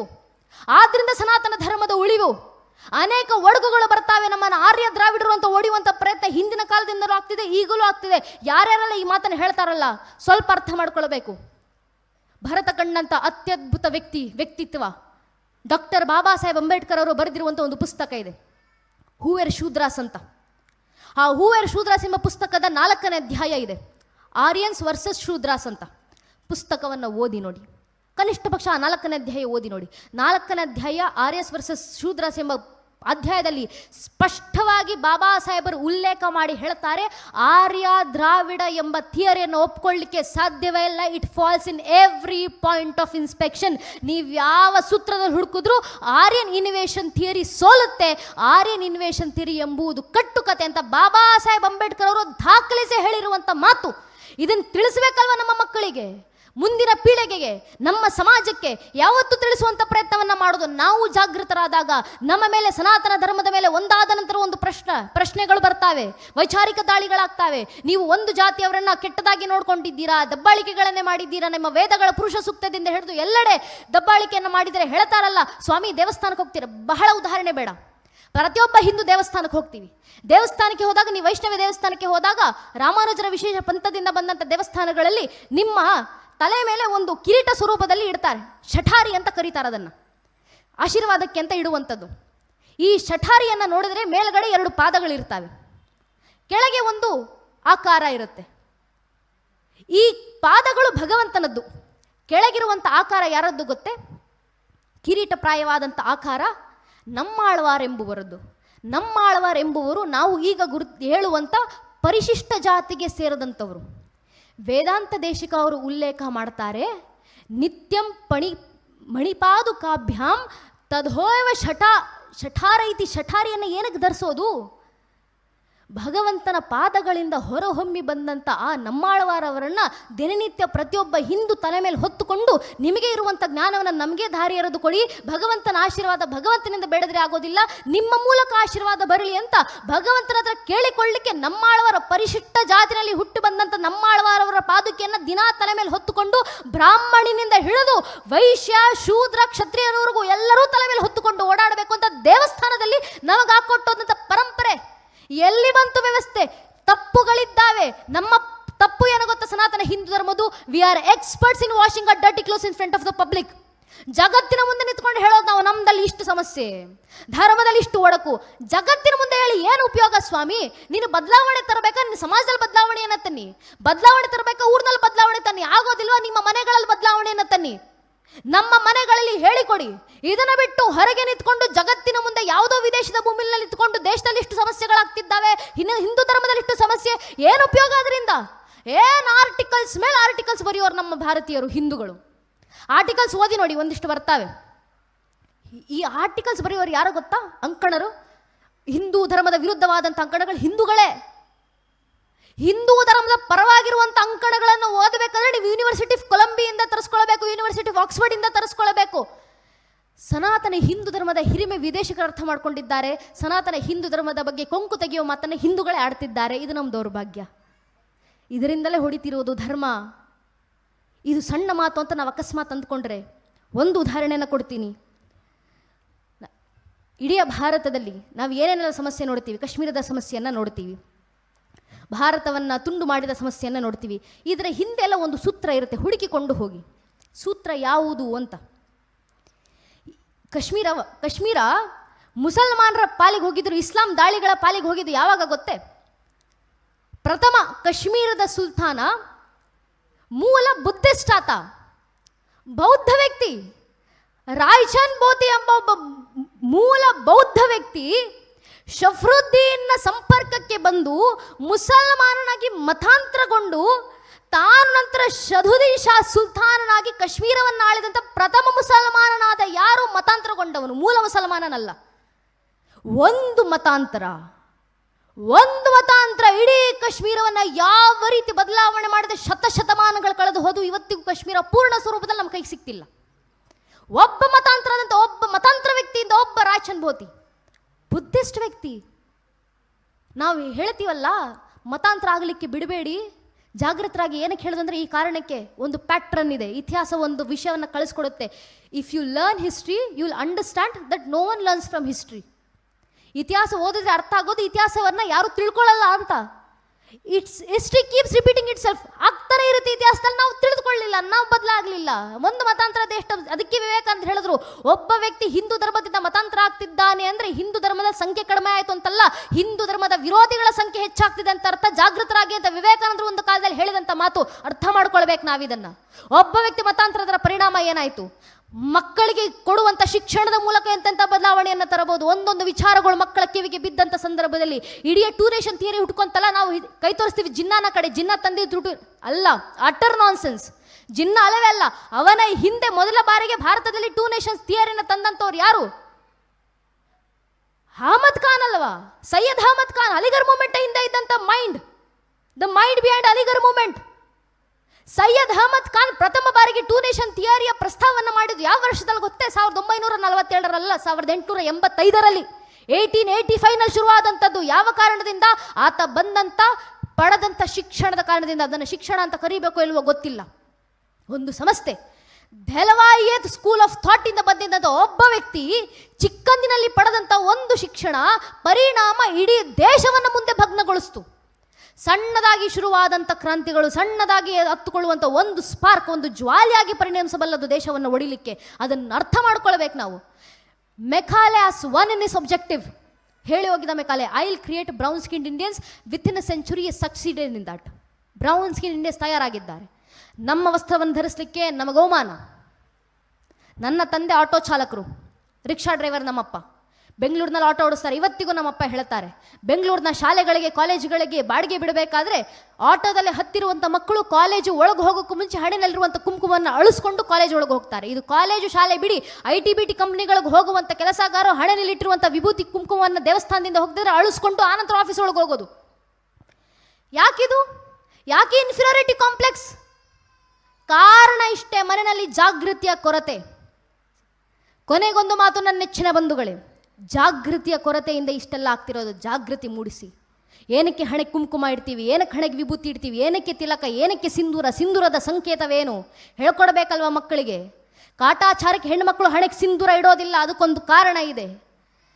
ಮಾರ್ಕಂಡಿ ಋಷಿಮುನಿಗಳು ದೇವಿ ಸಪ್ತಶತಿಯೆಲ್ಲ ಬರೀತಾರಲ್ಲ, ಶುಂಭ ನಿಶುಂಭ ಇಬ್ಬರು ರಾಕ್ಷಸರು ತಾಯಿ ಜಗನ್ಮಾತೆಯನ್ನು ಕೆಟ್ಟ ದೃಷ್ಟಿಯಿಂದ ನೋಡಿದಾಗ ತಾಯಿ ಜಗನ್ಮಾತೆ ಖುದ್ದು ಕ್ರೋಧಿತರಾಗಿ ಶಾಂಭವಿ ಅವತಾರಣ ತಾಳಿ ನಿಂತು ಶುಂಭ ನಿಶುಂಭರ ಸಂಹಾರವನ್ನು ಮಾಡಿ ಆ ರಾಕ್ಷಸರ ರಕ್ತವನ್ನು ತೆಗೆದುಕೊಂಡು ತಾಯಿ ಜಗನ್ಮಾತೆ ಅದನ್ನು ಹಣೆಗಚ್ಕೊಂಡ್ರು. ಅದರ ಸಂಕೇತವಾಗಿ ನಮ್ಮನೆ ಹೆಣ್ಮಕ್ಳು ಇವತ್ತಿಗೂ ಹಣೆ ಕುಂಕುಮ ಇಡ್ತಾರೆ. ಏನಕ್ಕೆ? ಎದುರಿಗೆ ಬರುವಂಥ ಗಂಡಸಿಗೆ ಎಚ್ಚರಿಕೆಯನ್ನು ನೀಡಲಿಕ್ಕೆ. ಒಂದು, ನಿನ್ನ ನನ್ನ ತಾಯಿ ಸ್ಥಾನದಲ್ಲಿ ಜಗನ್ಮಾತೆ ಸ್ಥಾನದಲ್ಲಿಟ್ಟು ಆರಾಧಿಸು. ಅಕಸ್ಮಾತ್ ಕೆಟ್ಟ ದೃಷ್ಟಿಯಿಂದ ನೋಡಿದ್ರೆ ಶುಂಭ ನಿಶುಂಭರಿಗೆ ಬಂದ ಪರಿಸ್ಥಿತಿನೇ ನಿನಗೂ ಬರೋದು ಅಂತ ಎಚ್ಚರಿಕೆ ಗಂಟೆ ಕೊಡ್ಲಿಕ್ಕೆ ಮನೆ ಒಬ್ಬೊಬ್ಬ ಹೆಣ್ಣುಮಗಳು ಜೀವಂತದುರ್ಗರಂತ ಹಣೆಗೆ ಸಿಂಧೂರ ಹಚ್ಚಬೇಕಂತ ಹಿರಿಯರು ಹಾಕಿಕೊಟ್ಟದಂತ ಪರಂಪರೆ. ಆ ಪರಂಪರೆ ಜೀವಂತ ಸಾಕ್ಷಿ ನೋಡ್ತಿದ್ದೀವಿ. ಸಿಂಧೂರಕ್ಕೆ ಭಗ್ನ ಬಂದಾಗೆಲ್ಲ ತಾಯಿ ಜಗನ್ಮಾತೆ ಎದ್ದು ಬರ್ತಾಳೆ. ಒಂದಲ್ಲ ಒಂದು ಅವತಾರದಲ್ಲಿ ತಾಯಿ ದುರ್ಗಿಯಾಗಿ ಬಂದಂತವಳು ಇವತ್ತಿನ ದಿನ ನಮ್ಮ ಕಣ್ಣು ಮುಂದೆ ಸೋಫಿಯಾ ಕುರೇಶಿಯಾಗಿ ಎದ್ದು ಬಂದಿದ್ದಾರೆ. ನಮ್ಮ ಕಣ್ಣು ಮುಂದೆ ನಮ್ಮ ದೇಶದ ನಾರಿಯರು ಎದ್ದು ಬರ್ತಿದ್ದಾರೆ, ಹೆಣ್ಣು ಮಕ್ಕಳು ಎದ್ದು ಬರ್ತಿದ್ದಾರೆ ದೇಶದ ರಕ್ಷಣೆಗೆ. ಆಪರೇಷನ್ ಸಿಂಧೂರ್ ಕೇಳಿದಾಗ ಹೆಮ್ಮೆ ಆಗಬೇಕು ನಮಗೆ. ಪಾಕಿಸ್ತಾನ ಯುದ್ಧ ಮಾಡ್ಲಿಕ್ಕೆ ಬಾರಿ ಬಂತಲ್ಲ, ಅನೇಕರು ಹೇಳ್ತಿದ್ರು ಪಾಕಿಸ್ತಾನಕ್ಕೆ ಯುದ್ಧದ ಚಿಂತೆನೇ ಇಲ್ಲ, ತನ್ನ ಪಾಡಿಗೆ ತಾನು ಆರಾಮಾಗಿದೆ ಪಾಕಿಸ್ತಾನ. ಮೀಮ್ಸ್ ಮಾಡ್ಕೊಂಡು ಕೂತಿದೆ ಪಾಕಿಸ್ತಾನ ಅದು ಮಿಸೈಲ್ಗಳು ಮಾಡೋದಿಲ್ಲ, ಮೀಮ್ಸ್ಗಳನ್ನೇ ಮಾಡೋದು ಪಾಕಿಸ್ತಾನದ ಸ್ವಭಾವ. ನಾವು ಜಡ್ಜ್ಮೆಂಟ್ ತಪ್ಪಾಗಿ ಕೊಡ್ತಿದ್ದೀವಿ ಅಷ್ಟೇ. ಆದರೂ ಪಾಕಿಸ್ತಾನ ಯುದ್ಧಕ್ಕೆ ಬಂತು. ಯುದ್ಧಕ್ಕೆ ಬಂದಂಥ ಎಲ್ಲ ಶಸ್ತ್ರಾಸ್ತ್ರಗಳನ್ನು ಭಾರತ ಹೊರದುಳಿಸ್ತು. ಭಾರಿ ತಂದಿದ್ರು. ಟರ್ಕಿ ಡ್ರೋನ್ಸ್ಗಳನ್ನು ತಂದಿದ್ರು, ಭಾರತ ಹೊರದುಳಿಸ್ತು. ಚೀನಾದಿಂದ ಡಿಫೆನ್ಸ್ ಸಿಸ್ಟಮನ್ನು ತಂದಿದ್ರು, ಭಗ್ನಗೊಳಿಸ್ತು ಭಾರತ. ಅಮೇರಿಕಾದಿಂದ F-16 ಫೈಟರ್ ಜೆಟ್ಗಳನ್ನು ತಂದಿದ್ದು, ಹೊರದುರುಳಿಸಿದ್ವಿ. ಅಮೇರಿಕಾದಿಂದ JF-17 ಥಂಡರ್ ಫೈಟರ್ ಜೆಟ್ ತಂದಿದ್ರು, ಹೊರದುರುಳಿಸಿದ್ವಿ. ಅವರ ಡ್ರೋನ್ಸ್ಗಳನ್ನು ಭಗ್ನಗೊಳಿಸಿದ್ವಿ, ಅವರ ಡಿಫೆನ್ಸ್ ಸಿಸ್ಟಮನ್ನು ಭಗ್ನಗೊಳಿಸಿದ್ವಿ. ಏನು ಮಾಡೋದು? Made in China products expiry ಡೇಟ್ಗಿಂತ ಮುಂಚೆ ಎಕ್ಸ್ಪೈರ್ ಆಗಿಬಿಡ್ತವೆ, ಏನೂ ಮಾಡಲಿಕ್ಕಾಗೋದಿಲ್ಲ ಪಾಕಿಸ್ತಾನ. ಆದರೆ ಭಾರತ ಹೆಮ್ಮೆ ಪಡಬೇಕು ನಾವು, ಯಾವ ರೀತಿ ಭಾರತದ ಡಿಫೆನ್ಸ್ ಸಿಸ್ಟಮ್ ತಯಾರಾಗಿ ನಿಂತಿದೆ ಭಾರತದಲ್ಲಿ. ರಷ್ಯಾದ S-400 ಡಿಫೆನ್ಸ್ ಸಿಸ್ಟಮನ್ನು ಇಟ್ಕೊಂಡು ಭಾರತ ಸಿದ್ಧವಾಗಿ ನಿಂತಿತ್ತು ಯುದ್ಧಕ್ಕೆ. ಇದು ಖುಷಿ ಪಡೆಯುವಂಥ ವಿಚಾರ ಅಲ್ಲ. ಇನ್ನೂ ಮುಂದುವರಿಸಿ ಹೇಳಬೇಕಂದ್ರೆ Akashteer air defence system 100% make in India. ಲೇಬರಿಂದ ಹಿಡಿದು ಮೆಟೀರಿಯಲ್ನವರೆಗೂ ಎಲ್ಲ ಇಂಡಿಜಿನಿಯಸ್ ಪ್ರಾಡಕ್ಟ್. ನಮ್ಮ ಏರ್ ಡಿಫೆನ್ಸ್ ಸಿಸ್ಟಮ್ ಹೊತ್ಕೊಂಡು ಭಾರತ ನಿಂತಿತ್ತು ಯುದ್ಧವನ್ನು ಮಾಡಲಿಕ್ಕೆ. ರಫೇಲ್ ಫೈಟರ್ ಜೆಟ್ಸ್ಗಳು ನಮ್ಮ ಜೊತೆ ಸಿದ್ಧವಾಗಿದ್ದು, SCALP loaded. Sukhoi 30 MKI fighter jet ಸಿದ್ಧವಾಗಿ ನಿಂತಿತ್ತು ವಿತ್ ಬ್ರಹ್ಮೋಸ್ ಲೋಡೆಡ್. ನಮ್ಮ ಬಳಿ ಡ್ರೋನ್ಸ್ಗಳು ಸಿದ್ಧವಾಗಿ ನಿಂತಿದ್ರು. ನಾಗಾಸ್ತ್ರ ಸುಸೈಡ್ ಡ್ರೋನ್ಸ್ಗಳನ್ನು ತಯಾರು ಮಾಡಿ ಇಟ್ಟಿದ್ವಿ ನಾವು. ಕಾಮಿಕಾಜೆ ಜಪಾನಿಂದ ತಂದಂತ ಇಂಪೋರ್ಟ್ ಮಾಡ್ಕೊಂಡಂತ ಸುಸೈಡ್ ಡ್ರೋನ್ಸ್ಗಳನ್ನು ತಯಾರು ಮಾಡಿ ಇಟ್ಟಿದ್ವಿ ನಾವು. ಅದು ಸಾಲಿಲ್ಲ ಅನ್ನೋ ಸಾಲೋದಿಲ್ಲ ಅಂತ ಇನ್ನೂ ಮುಂದುವರಿಸಿ ಇಸ್ರೋದಿಂದ ಇಂಟೆಲಿಜೆನ್ಸ್ ಅನ್ನು ನಾವು ತಗೊಂತ ಇದ್ವಿ. ಸ್ಯಾಟಲೈಟ್ ಕೋಆರ್ಡಿನೇಷನ್ಗೆ, ರಿಯಲ್ ಟೈಮ್ ಬ್ಯಾಟಲ್ ಫೀಲ್ಡ್ ಕೋಆರ್ಡಿನೇಷನ್ಗೋಸ್ಕರ ಆರ್ಮಿ ಸಿದ್ಧವಾಗಿತ್ತು, ನೇವಿ ಸಿದ್ಧವಾಗಿತ್ತು, ಏರ್ ಫೋರ್ಸ್ ಸಿದ್ಧವಾಗಿ ನಿಂತಿತ್ತು. INS ವಿಕ್ರಾಂತ್ ಅಂತ ಬ್ಯಾಟಲ್ ಗ್ರೂಪ್ನ ಜೊತೆಗೆ 35ಕ್ಕೂ ಹೆಚ್ಚು ಯುದ್ಧ ಹಡಗುಗಳ ಜೊತೆಗೆ ನಾರ್ತನ್ ಅರೇಬಿಯನ್ ಸೇನಾ ಪೆಟ್ರೋಲ್ ಮಾಡ್ತಿತ್ತು ಭಾರತ. ಇಷ್ಟೆಲ್ಲ ಮಾಡಿ 9 ಟೆರರ್ ಕ್ಯಾಂಪ್ಸ್ಗಳ ಮೇಲೆ ದಾಳಿ ಮಾಡಿದ್ವಿ. 9 ಟೆರರ್ ಕ್ಯಾಂಪ್ಸ್ಗಳ ಮೇಲೆ ದಾಳಿ ಮಾಡಿ 70ಕ್ಕೂ ಹೆಚ್ಚು ಆತಂಕವಾದಿಗಳನ್ನು ಸಂಹಾರ ಮಾಡಿದ್ವಿ. ಆಗಿದೆಲ್ಲ ವಿತಿನ್ 25 ಮಿನಿಟ್ಸ್, 25 ನಿಮಿಷದ ಒಳಗೆ ಅಷ್ಟು ಕಾರ್ಯಾಚರಣೆಯನ್ನು ಮುಗಿಸಿ ಭಾರತ ಹೇಳಿತು, ಜಗತ್ತು ಉಸಿರು ಕಳ್ಕೊಂಡ್ರೆ ಜಗತ್ತಿನ ಸಂರಕ್ಷಣೆಗೋಸ್ಕರ ಔಷಧಿ ಕೊಟ್ಟು ಕಾಪಾಡಿಕೊಳ್ಳಿಕ್ಕೂ ಭಾರತಕ್ಕೆ ಗೊತ್ತಿದೆ. ನಮ್ಮ ಉಸಿರು ತೆಗೆಯುವಂತ ಪ್ರಯತ್ನ ಮಾಡಿದ್ರೆ ಘರ್ ಮೇ ಘುಸ್ಕೆ ಮಾರೇಗೆ ಅಂತ ಅಡಗ್ಲಿಕ್ಕೂ ಜಾಗ ಇಲ್ಲದಂತೆ ಎಲ್ಲರನ್ನು ಒಡೆದುಳಿಸುವಂತ ಕೆಲಸವನ್ನು ಭಾರತದ ಸೇನಾಪಡೆ ಮಾಡಿ ತೋರಿಸ್ತಲ್ಲ. ವಾಯುಪಡೆ, ಜಲಪಡೆ, ಸೇನಾಪಡೆ ಸಿದ್ಧವಾಗಿ ಬಂತು. ಡಿಫೆನ್ಸ್ ಸಿಸ್ಟಮ್ ತಯಾರಾಗಿದೆ. ಕೇವಲ ಕ್ಷತ್ರ ದೇಶದಿಂದ ತೋರಿಸಲಿಲ್ಲ ನಾವು. ಆಪರೇಷನ್ ಸಿಂಧೂರನ ಪರಿಣಾಮ ಭಾರತದ ಡಿಫೆನ್ಸ್ ಎಕ್ಸ್ಪೋರ್ಟು ಜಾಸ್ತಿ ಆಗಿದೆ. ಪಿನಾಕ ಅಂತ ಆರ್ಟಿಲರಿಸ್ಗಳ ಎಕ್ಸ್ಪೋರ್ಟ್ಗಳು ಜಾಸ್ತಿ ಆಗ್ತಿದ್ದಾವೆ ನಮ್ಮದು. ವಿಯೆಟ್ನಾಂ, ಫಿಲಿಪೀನ್ಸ್ಗಳಿಗೆ ಫೈನಾನ್ಸ್ಗಳನ್ನು ಮಾಡಲಿಕ್ಕೆ ಬ್ಯಾಂಕ್ಗಳು ಸಿದ್ಧವಾಗಿದೆ, ಕ್ರೆಡಿಟ್ಗಳಿಗೆ ಭಾರತದ ಜೊತೆ ಡಿಫೆನ್ಸ್ ಎಕ್ಸ್ಪೋರ್ಟ್ ಇಂಪೋರ್ಟ್ಗಳಿಗೆ ಸಿದ್ಧವಾಗಿ ಅಂತ. ಇಡೀ ಜಗತ್ತಿನಾದ್ಯಂತ 4 ಕಾಂಟಿನೆಂಟ್ಸ್ಗಳ ಉದ್ದಗಲಕ್ಕೂ 93 ದೇಶದಾದ್ಯಂತ ಹೆಚ್ಚು ಡಿಫೆನ್ಸ್ ಎಕ್ಸ್ಪೋರ್ಟ್ಗಳನ್ನು ಮಾಡ್ತಿರುವಂಥ ರೈಸಿಂಗ್ ಡಿಫೆನ್ಸ್ ಎಕ್ಸ್ಪೋರ್ಟರ್ ಆಗಿ ಭಾರತ ಬೆಳೆದು ನಿಂತಿದೆ. 2024-25 ನಮ್ಮ ಡಿಫೆನ್ಸ್ ಎಕ್ಸ್ಪೋರ್ಟ್ ಬಂದು ಸುಮಾರು 23,000 ಕೋಟಿ. By the year of 2029 and 30 2029-30 ವೇಳೆಗೆ ಭಾರತದ ಡಿಫೆನ್ಸ್ ಎಕ್ಸ್ಪೋರ್ಟ್ ಕನಿಷ್ಠ ಪಕ್ಷ 50,000 ಕೋಟಿಯನ್ನು ಮುಟ್ಟಲಿದೆ. ಅದರ ಭಾರತ ಹೆಜ್ಜೆ ಹಾಕಿದೆಲ್ಲ ಭಾರತ ಬೆಳೆತಿದೆ, ಭಾರತ ಬೆಳಗ್ತಿದೆ, ತನ್ನನ್ನು ತಾನು ಸಂರಕ್ಷಿಸಿಕೊಂಡು ಇಡೀ ಜಗತ್ತಿಗೆ ಆಶಯವನ್ನು ಕೊಡುವಂಥ ಕೆಲಸ ಭಾರತ ಮಾಡ್ತಿದೆ. ಇಂಥ ಭಾರತ, ಇಂಥ ತಾಯಿ ಭಾರತಿ, ಆಕೆ ಸಿಂಧೂರ ಬೆಳಗಲಿ, ಇದೇ ನಮ್ಮೆಲ್ಲರ ಕೊನೆ ಕನಸು. ಸಂಘ ಶಾಖೆಯಲ್ಲಿ ದಿನ ಪ್ರತಿನಿತ್ಯದ ಪ್ರಾರ್ಥನೆಯಲ್ಲಿ ನಾವು ಕೊನೆಗೆ ಹೇಳುವಂಥ ಮಂತ್ರ ಅದೇ, ಪರಂ ವೈಭವಂ ನೇತು ಮೇತತ್ ಸ್ವರಾಷ್ಟ್ರಂ ಸಮರ್ಥಾಭವತ್ವಾಶಿಷಾತೆ ಭೃಶಂ. ನಮ್ಮೆಲ್ಲರ ಕನಸು ತಾಯಿ ಭಾರತಿಯನ್ನು ತನ್ನ ಪರಮ ವೈಭವದ ಅತ್ಯುನ್ನತ ಶಿಖರಕ್ಕೆ ಕರೆದೊಯ್ದು ತಾಯಿ ಭಾರತೀಯ ಸಿಂಧೂರವನ್ನು ಬೆಳಗಿಸೋಣ ತಾಯಿ ಭಾರತೀಯ ಸಿಂಧೂರವನ್ನು. ತಾಯಿ ಭಾರತಿ ಅವತರಿಸಿ ಬರಲಿ, ಜಗತ್ತಿನ ಮುಂದೆ ನಿಂತು ತನ್ನ ತಾಂಡವವನ್ನು ತೋರಿಸಲಿ, ಜ್ಞಾನವನ್ನು ರಚಿಸಿ ತೋರಿಸಲಿ. ಜ್ಞಾನದ ತಾಂಡವ ನಮ್ಮ ಪೂರ್ವಿಕರು ಬರೆದ್ರಲ್ಲ, ದಶಭುಜ ಮಾಂ ದಿಕ್ತಡದೊಳ್ ಪಸರಿಸಿಯ ಸೇವ ಕರಂಗಳನ್ನೆತ್ತಲ್ ನೇಮಿಸಿ, ಒಂದು ಪದಂ ಪಾತಾಳವನ್ನೊತ್ತಿ, ಒಂದು ಪದಂ ಬ್ರಹ್ಮಾಂಡವನ್ನೆತ್ತಿ, ಜಡೆಗಳ ಬೆಂಬಿಳಿ ವಿಡಿದಾಡುತ್ತಿರೆ, ಮುಡಿಯೊಳು ಸುಣದಿ ತುಳುಕಾಡುತ್ತಿರೆ, ಕಡು ಛಲವಳಗಂ ಕುಣಿದಾಡುತ್ತಿರೆ, ಮಿಸುಳುಗ ಡಮರುಗ ಢಳಿರನೆ ತಿಸುಳದಿ ಹರಿಯವತಾರಂ ತಿರ್ರನೆ, ತಿರುಗುತ್ತಿರ ಹೈಗಳ್ಳಡಿಯತ್ತಲ್ ಕರಿಯ ತೊಲ್ಲವಂಬು ಹರಿಸಲ್, ಸರಸ್ಯ ಭವನ ಶಿರಂಬ ಬಿಡುತ್ತಿರ ಸುರರ ಶಿರೋಮಾಲೆಗುಳುಳುತ್ತಿರೆ, ಪೊಂಗೆಜ್ಜಗಳ ರವಂಗಲು ಗಲುಕೆನೆ, ತೊಂಗಳ ಗಂಟೆ ರಂ ಢಳಿರನೆ, ಆಡಿದ ನಾಡಿದ ನಾಡಿದ ನಾಡಿದ ನಾಡಿದ ನಾಡಿದ ನಾಹಾ ಶಂಕರ, ಆಡಿದ ನಾ ಗುಂಡನ ಮುಂದೀಶ್ವರ ಅಂತ ಹರಿಯವರ ರಗಳೆಗಳಲ್ಲಿ ಶಿವನ ತಾಂಡವನ್ನ, ಆ ನಟರಾಜನ ನೃತ್ಯವನ್ನು ವರ್ಣಿಸಿ ಹೋಗಿದ್ರು. ಆ ನಟರಾಜನ ನೃತ್ಯ ಇವತ್ತು ವೇದಿಕೆಯಲ್ಲಿ ಪ್ರತ್ಯಕ್ಷ ವೇದವಾಗಿ ಸಂಧಿಸಲಿದೆ. ಅದನ್ನು ಸ್ವೀಕರಿಸಿ ಆ ಸೂತ್ರದ ಮೂಲಕ ಸನಾತನ ಹಿಂದೂ ಧರ್ಮ ರಕ್ಷಣೆ ಮಾಡಲಿಕ್ಕೆ ಇಲ್ಲಿ ಕೂತಿರುವಂತ ಒಬ್ಬೊಬ್ಬರು ಜಾಗೃತರಾಗೋಣ. ಆ ಪರಶುರಾಮರು ಕೊಟ್ಟಂತ ಆದರ್ಶ, ಅಗ್ರಸ್ಥೋ ಚತುರೋ ವೇದ ಪೃಷ್ಠತಂ ಶಶರಂ ಧನು ಇದಂ ಬ್ರಾಹ್ಮಮಿದಂ ಕ್ಷಾತ್ರಂ ಶಾಪಾದಪಿ ಶರಾದಪಿ. ನೇರ ನಿತ್ಯುದ್ಧ ಮಾಡ್ಲಿಕ್ಕೆ ಬಂದ್ರೆ ಕ್ಷಾತ್ರ ತೇಜಿನಿಂದ ಎದುರಿಸ್ತೀವಿ, ವೈಚಾರವಕವಾಗಿ ಯುದ್ಧ ಮಾಡ್ಲಿಕ್ಕೆ ಬಂದ್ರೆ ಬ್ರಹ್ಮ ತೇಜಿನಿಂದ ಎದುರಿಸ್ತೀವಿ, ಶಾಪಾದಪಿ ಶರಾದಪಿ. ಯಾವ ರೀತಿ ಬಂದ್ರು ತಾಯಿ ಭಾರತೀಯ ಸಿಂಧೂರ ರಕ್ಷಣೆಗೆ ಭಾರತೀಯ ಮಕ್ಕಳಾಗಿ ನಾವು ಸಿದ್ಧರಾಗಿರೋಣ. ಮುಂದೆ ಬರುವಂಥ ಪ್ರಶ್ನೆಗಳು ಬರ್ತಾವಲ್ಲ, ಏನು ನಾಟ್ಯ ಮಾಡ್ತೀರಾ, ಏನು ನಟರಾಜನಿಗೆ ವಂದಿಸ್ತೀರಾ ಹೇಳ್ತಾರೆ. ಭರತನಾಟ್ಯ ನನಗೆ ಕಾರ್ಯಕ್ರಮಕ್ಕೆ ಬಂದ ಖುಷಿ ಆಗೋದು. ಪ್ರತಿ ಬಾರಿ ಸನಾತನ ನಾಟ್ಯಾಲಯದಲ್ಲಿ ಇಲ್ಲಿ ನೃತ್ಯಕ್ಕೆ ಒಂದು ಭಾವವನ್ನು ಒದಗಿಸಿಕೊಡಲಾಗತ್ತೆ. ಸನಾತನ ಧರ್ಮದ ಸೂತ್ರ. ಒಂದಿಷ್ಟು ನಗರಗಳಲ್ಲಿ ಪರಿಸ್ಥಿತಿ ಏನಾಗಿದೆ ಅಂದರೆ, ಭರತನಾಟ್ಯ ಮಾಡುವಂಥ ಕಲಾವಿದರು ಹೇಳ್ತಾರೆ, why do you restricts Bharatanatyam just to religion, isn't it beyond that? After all it's a art form, everyone should be able to experience it. It has nothing to do with religion. ಯಾವ ಪರಿಯಲ್ಲಿ ಇದನ್ನು ವರ್ಣಿಸ್ತಿದ್ದು? ಭರತನಾಟ್ಯಕ್ಕೂ ಧರ್ಮಕ್ಕೂ ಏನು ಸಂಬಂಧ? ಅದೊಂದು ಕಲೆ ಅಲ್ವಾ, ಎಲ್ಲರೂ ಆಸ್ವಾದಿಸಲಿ ಬಿಡಿ. ನಮ್ಮ ಹಿಂದೂಗಳು ತಲೆ ದುಕ್ತಾರೆ ಅದನ್ನು ಕೇಳ, ಹೌದಲ್ವಾ? ಧರ್ಮ ಇಲ್ಲವಾದರೆ ಕಲೆ ವ್ಯರ್ಥ, ಭಾವ ಇಲ್ಲವಾದರೆ ಸಂಗೀತ ವ್ಯರ್ಥ, ಭಕ್ತಿ ಇಲ್ಲವಾದರೆ ಉಪನ್ಯಾಸ ವ್ಯರ್ಥ. ಇದನ್ನ ರಂಗ ಅಂತ ಕರಿತೀವಿ. ರಂಗವೇದಿಕೆ ಯಾಕೆ ಗೊತ್ತೇ? ರಂಗ ಪ್ರವೇಶ ಮಾಡುವಂತ ಒಬ್ಬ ಕಲಾವಿದ ಮುಂದೊಂದು ದಿನ ಆ ಶ್ರೀರಂಗನನ್ನ ಪ್ರವೇಶ ಮಾಡಿಯೇ ಮಾಡ್ತಾನೆ ಅನ್ನೋದು ನಮ್ಮ ಸಿದ್ಧಾಂತ. ಅದು ಭಕ್ತಿ. ಇಲ್ಲಿ ಬಂದಂಥವ್ರು ಅವನನ್ನ ಸೇರಲೇಬೇಕು. ಆ ಭಾವದಿಂದ ಭರತನಾಟ್ಯ ಮಾಡಬೇಕಾದಂಥ ಕಲಾವಿದರು ನಮ್ಮ ನಗರಗಳಲ್ಲಿ ಧರ್ಮ ಇಟ್ಕೊಂಡು ಏನು ಮಾಡಬೇಕಪ್ಪ ಅಂತ ಧರ್ಮ ವಿರೋಧಿಸುವಂಥ ಪರಿಸ್ಥಿತಿಗೆ ಬಂದಿದ್ದಾರಲ್ಲ, ಇದು ಬರಬಾರ್ದು. ಮಕ್ಕಳನ್ನು ಜಾಗೃತಗೊಳಿಸಿ. ಏನು ಇದಕ್ಕೆಲ್ಲ ನಿಮ್ಮ ಹತ್ರ ಆಧಾರ ಕೇಳ್ತಾರೆ ನಮ್ಮ ಮಕ್ಕಳು. ಪ್ರಶ್ನೆ ಈ ಬುದ್ಧಿಯ ಜೀವನ ಅಂತ ಅನ್ಕೊಂಡಿರುವಂಥ ಬುದ್ಧಿಜೀವಿಗಳ ಪ್ರಶ್ನೆ ಮಾಡ್ತಾರೆ. ಏನು ರಾಮನಿಗೆ ಜೈಕಾರ, ಏನು ಕೃಷ್ಣನಿಗೆ ಜೈಕಾರ, ಏನು ನಟರಾಜನಿಗೆ ಪುಷ್ಪಮಾಲೆ, ಇವೆಲ್ಲ ಕಾಲ್ಪನಿಕ, ಇವೆಲ್ಲ ಮೂಢನಂಬಿಕೆ. ರಾಮರ ಅಸ್ತಿತ್ವಕ್ಕೆ ನಿಮ್ಮ ಹತ್ರ ಏನು ಸಾಕ್ಷಿ? ಏನಕ್ಕೆ ಮಂದಿರ ಕಟ್ಟಲಿಕ್ಕೆ ಅಷ್ಟೊಂದು ಹೋರಾಡ್ತೀರಾ? ಏನು ಜನ್ಮಭೂಮಿ, ಅಲ್ಲಿ ರಾಮ ಹುಟ್ಟಿದ್ರು ಅನ್ನೋದಕ್ಕೆ ನಿಮ್ಮ ಹತ್ರ ಏನು ಸಾಕ್ಷಿ? ಪ್ರಶ್ನೆ ಬರ್ತಾವೆ. ದುರಾದೃಷ್ಟವಶಾತ್ ಪ್ರಶ್ನೆ ಮಾಡೋರು ವಿದೇಶಿಗರು ಯಾರು ಅಲ್ಲ, ನಮ್ಮದೇ ಹಿಂದೂಗಳು. ಮಾಡೋದು ಎಲ್ಲಿ? ಕೋರ್ಟ್ನಲ್ಲಿ ನಿಂತು ಕಪಿಲ್ ಸಿಬ್ಬಲ್ ಎಂಬ ವಕೀಲರು ಪ್ರಶ್ನೆ ಮಾಡ್ತಾರೆ. ಶ್ರೀರಾಮಚಂದ್ರು ಇಲ್ಲೇ ಹುಟ್ಟಿದ್ರು ಅನ್ನೋದಕ್ಕೆ ರಾಮ ಜನ್ಮಭೂಮಿ ಬರೋ ಹಿಂದೂಗಳ ಹತ್ರ ಏನು ಸಾಕ್ಷಿ, ಏನು ಪುರಾವೆ?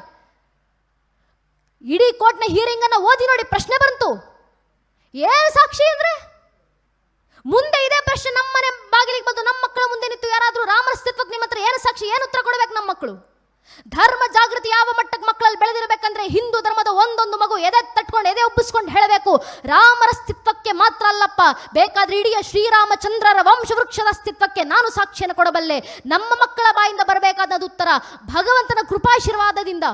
ಮೊದಲಿಗೆ ಬಂದದ್ದು ಶ್ರೀಹರಿಯ ಮಗ ಬ್ರಹ್ಮ, ಬ್ರಹ್ಮನ ಮಗ ಮರೀಚಿ, ಮರೀಚಿ ಮಗ ಕಶ್ಯಪ, ಕಶ್ಯಪನ ಮಗ ಸೂರ್ಯ, ಸೂರ್ಯನ ಮಗ ಮನು, ಮನುವಿನ ಮಗ ಇಕ್ಷ್ವಾಕು, ಇಕ್ಷ್ವಾಕುವಿನ ಮಗ ಕುಕ್ಷಿ, ಕುಕ್ಷ ಮಗ ವಿಕುಕ್ಷಿ, ವಿಕುಕ್ಷ ಮಗ ಬಾಣ, ಬಾಣನ ಮಗ ಅನರಾರಣ್ಯ, ಅನರಾರಣ್ಯನ ಮಗ ಭೃದು, ಭೃದುವಿನ ಮಗ ತ್ರಿಶಂಕು, ತ್ರಿಶಂಕುವಿನ ಮಗ ದುಂಡುಮಾರ, ದುಂಡುಮಾರನ ಮಗ ಮಾಂಧಾತ, ಮಾಂಧಾತನ ಮಗ ಸುಸಂಧಿ, ಸುಸಂಧ್ಯ ಮಗ ಧ್ರುವಸಂಧಿ, ಧ್ರುವಸಂಧ್ಯ ಮಗ ಭರತ, ಭರತನ ಮಗ ಅಶೀತ, ಅಶೀತನ ಮಗ ಸಗರ, ಸಗರನ ಮಗ ಅಸಮಂಜಸ, ಅಸಮಂಜಸನ ಮಗ ಅಂಶುಮಂತ, ಅಂಶುಮಂತನ ಮಗ ದಿಲೀಪ, ದಿಲೀಪನ ಮಗ ಭಗೀರಥ, ಭಗೀರಥನ ಮಗ ಕುಕುತ್ಸು, ಕುಕುತ್ಸುವಿನ ಮಗ ರಘು, ರಘುವಿನ ಮಗ ಪ್ರವೃದ್ಧ, ಪ್ರವೃದ್ಧನ ಮಗ ಶಶಂಕು, ಶಶಂಕುವಿನ ಮಗ ಸುದರ್ಶನ, ಸುದರ್ಶನ ಮಗ ಅಗ್ನಿವರ್ಣ, ಅಗ್ನಿವರ್ಣನ ಮಗ ಶೀಘ್ರವೇದ, ಶೀಘ್ರವೇದನ ಮಗ ಮರು, ಮರುವಿನ ಮಗ ಪ್ರಶೀಶಕ, ಪ್ರಶೀಶಕನ ಮಗ ಅಂಬರೀಷ, ಅಂಬರೀಷನ ಮಗ ನಘೂಷ, ನಘೂಷನ ಮಗ ಯಾತಿ, ಯಾತಿಯ ಮಗ ನಾಭಾಗ, ನಾಭಾಗನ ಮಗ ಅಜ, ಅಜನ ಮಗ ದಶರಥ, ದಶರಥನ ಮಗನೇ ರಘುವಂಶದ ರಾಘವ ಪ್ರಭು ಶ್ರೀರಾಮಚಂದ್ರರು ಅಂತ ಹೇಳುವ ಮಟ್ಟಕ್ಕೆ ಮನೆ ಮನೆಯ ಒಂದೊಂದು ಸನಾತನ ಹಿಂದೂ ಮಗುವಿನಲ್ಲಿ ಇಷ್ಟು ಜಾಗೃತಿ ನಾವು ತಂದರೆ ಸಾಕು. ತಾಯಿ ಭಾರತಿ ಸಿಂಧೂರ ಸದಾಕಾಲ ಬೆಳಗ್ತಿರುತ್ತೆ. ಈ ಆದರ್ಶದಲ್ಲಿ ನಾವೆಲ್ಲರೂ ಸಾಗೋಣ, ಮಕ್ಕಳನ್ನು ಜಾಗೃತಿಗೊಳಿಸೋಣ, ಮನೆ ಮನೆಯ ಮಕ್ಕಳನ್ನು ಜಾಗೃತಗೊಳಿಸಿ ಅಯೋಧ್ಯೆಯನ್ನಾಗಿಸಿ ಇಡೀ ದೇಶವನ್ನು ರಾಮರಾಜ್ಯವನ್ನಾಗಿಸೋಣ ಅಂತ ತಮ್ಮಲ್ಲಿ ಕೇಳ್ಕೊಂತ ನಂಗೆರಡು ಮಾತುಗಳನ್ನು ಆಡ್ಲಿಕ್ಕೆ ಅವಕಾಶ ಮಾಡಿಕೊಟ್ಟಂತ ಸನಾತನ ನಾಟ್ಯಾಲಯದ ಎಲ್ಲ ಹಿರಿಯರಿಗೆ ಹಾಗೂ ಗುರು ಮಹಾರಾಜು ಶಾರದಾ ಮಾತೆಯನ್ನು ಕೇಳಾಡಿಸಿರುವಂಥ ಎರಡು ಮಾತನ್ನು ಕೇಳಿಸ್ಕೊಂಡಂಥ ವಿದ್ವತ್ ಗಣ್ಯರಿಗೆ, ದೇಶಭಕ್ತ ಬಾಂಧವರಿಗೆ, ಮಾತಾ ಭಗಿನಿಯರಿಗೆ ಹಾಗೂ ಎಲ್ಲ ಹಿರಿಯರ ಪಾದಗಳಿಗೆ ಮತ್ತೊಮ್ಮೆ ನನ್ನ ಹಣೆಚ್ಚಿ ನಮಸ್ಕರಿಸ್ತೇನೆ. ಜೈ ಹಿಂದ್, ವಂದೇ ಮಾತರಂ. ಹರಿ ಓಂ ತತ್ಸತ್. ಶ್ರೀರಾಮಕೃಷ್ಣ ಅರ್ಪಣಮಸ್ತು.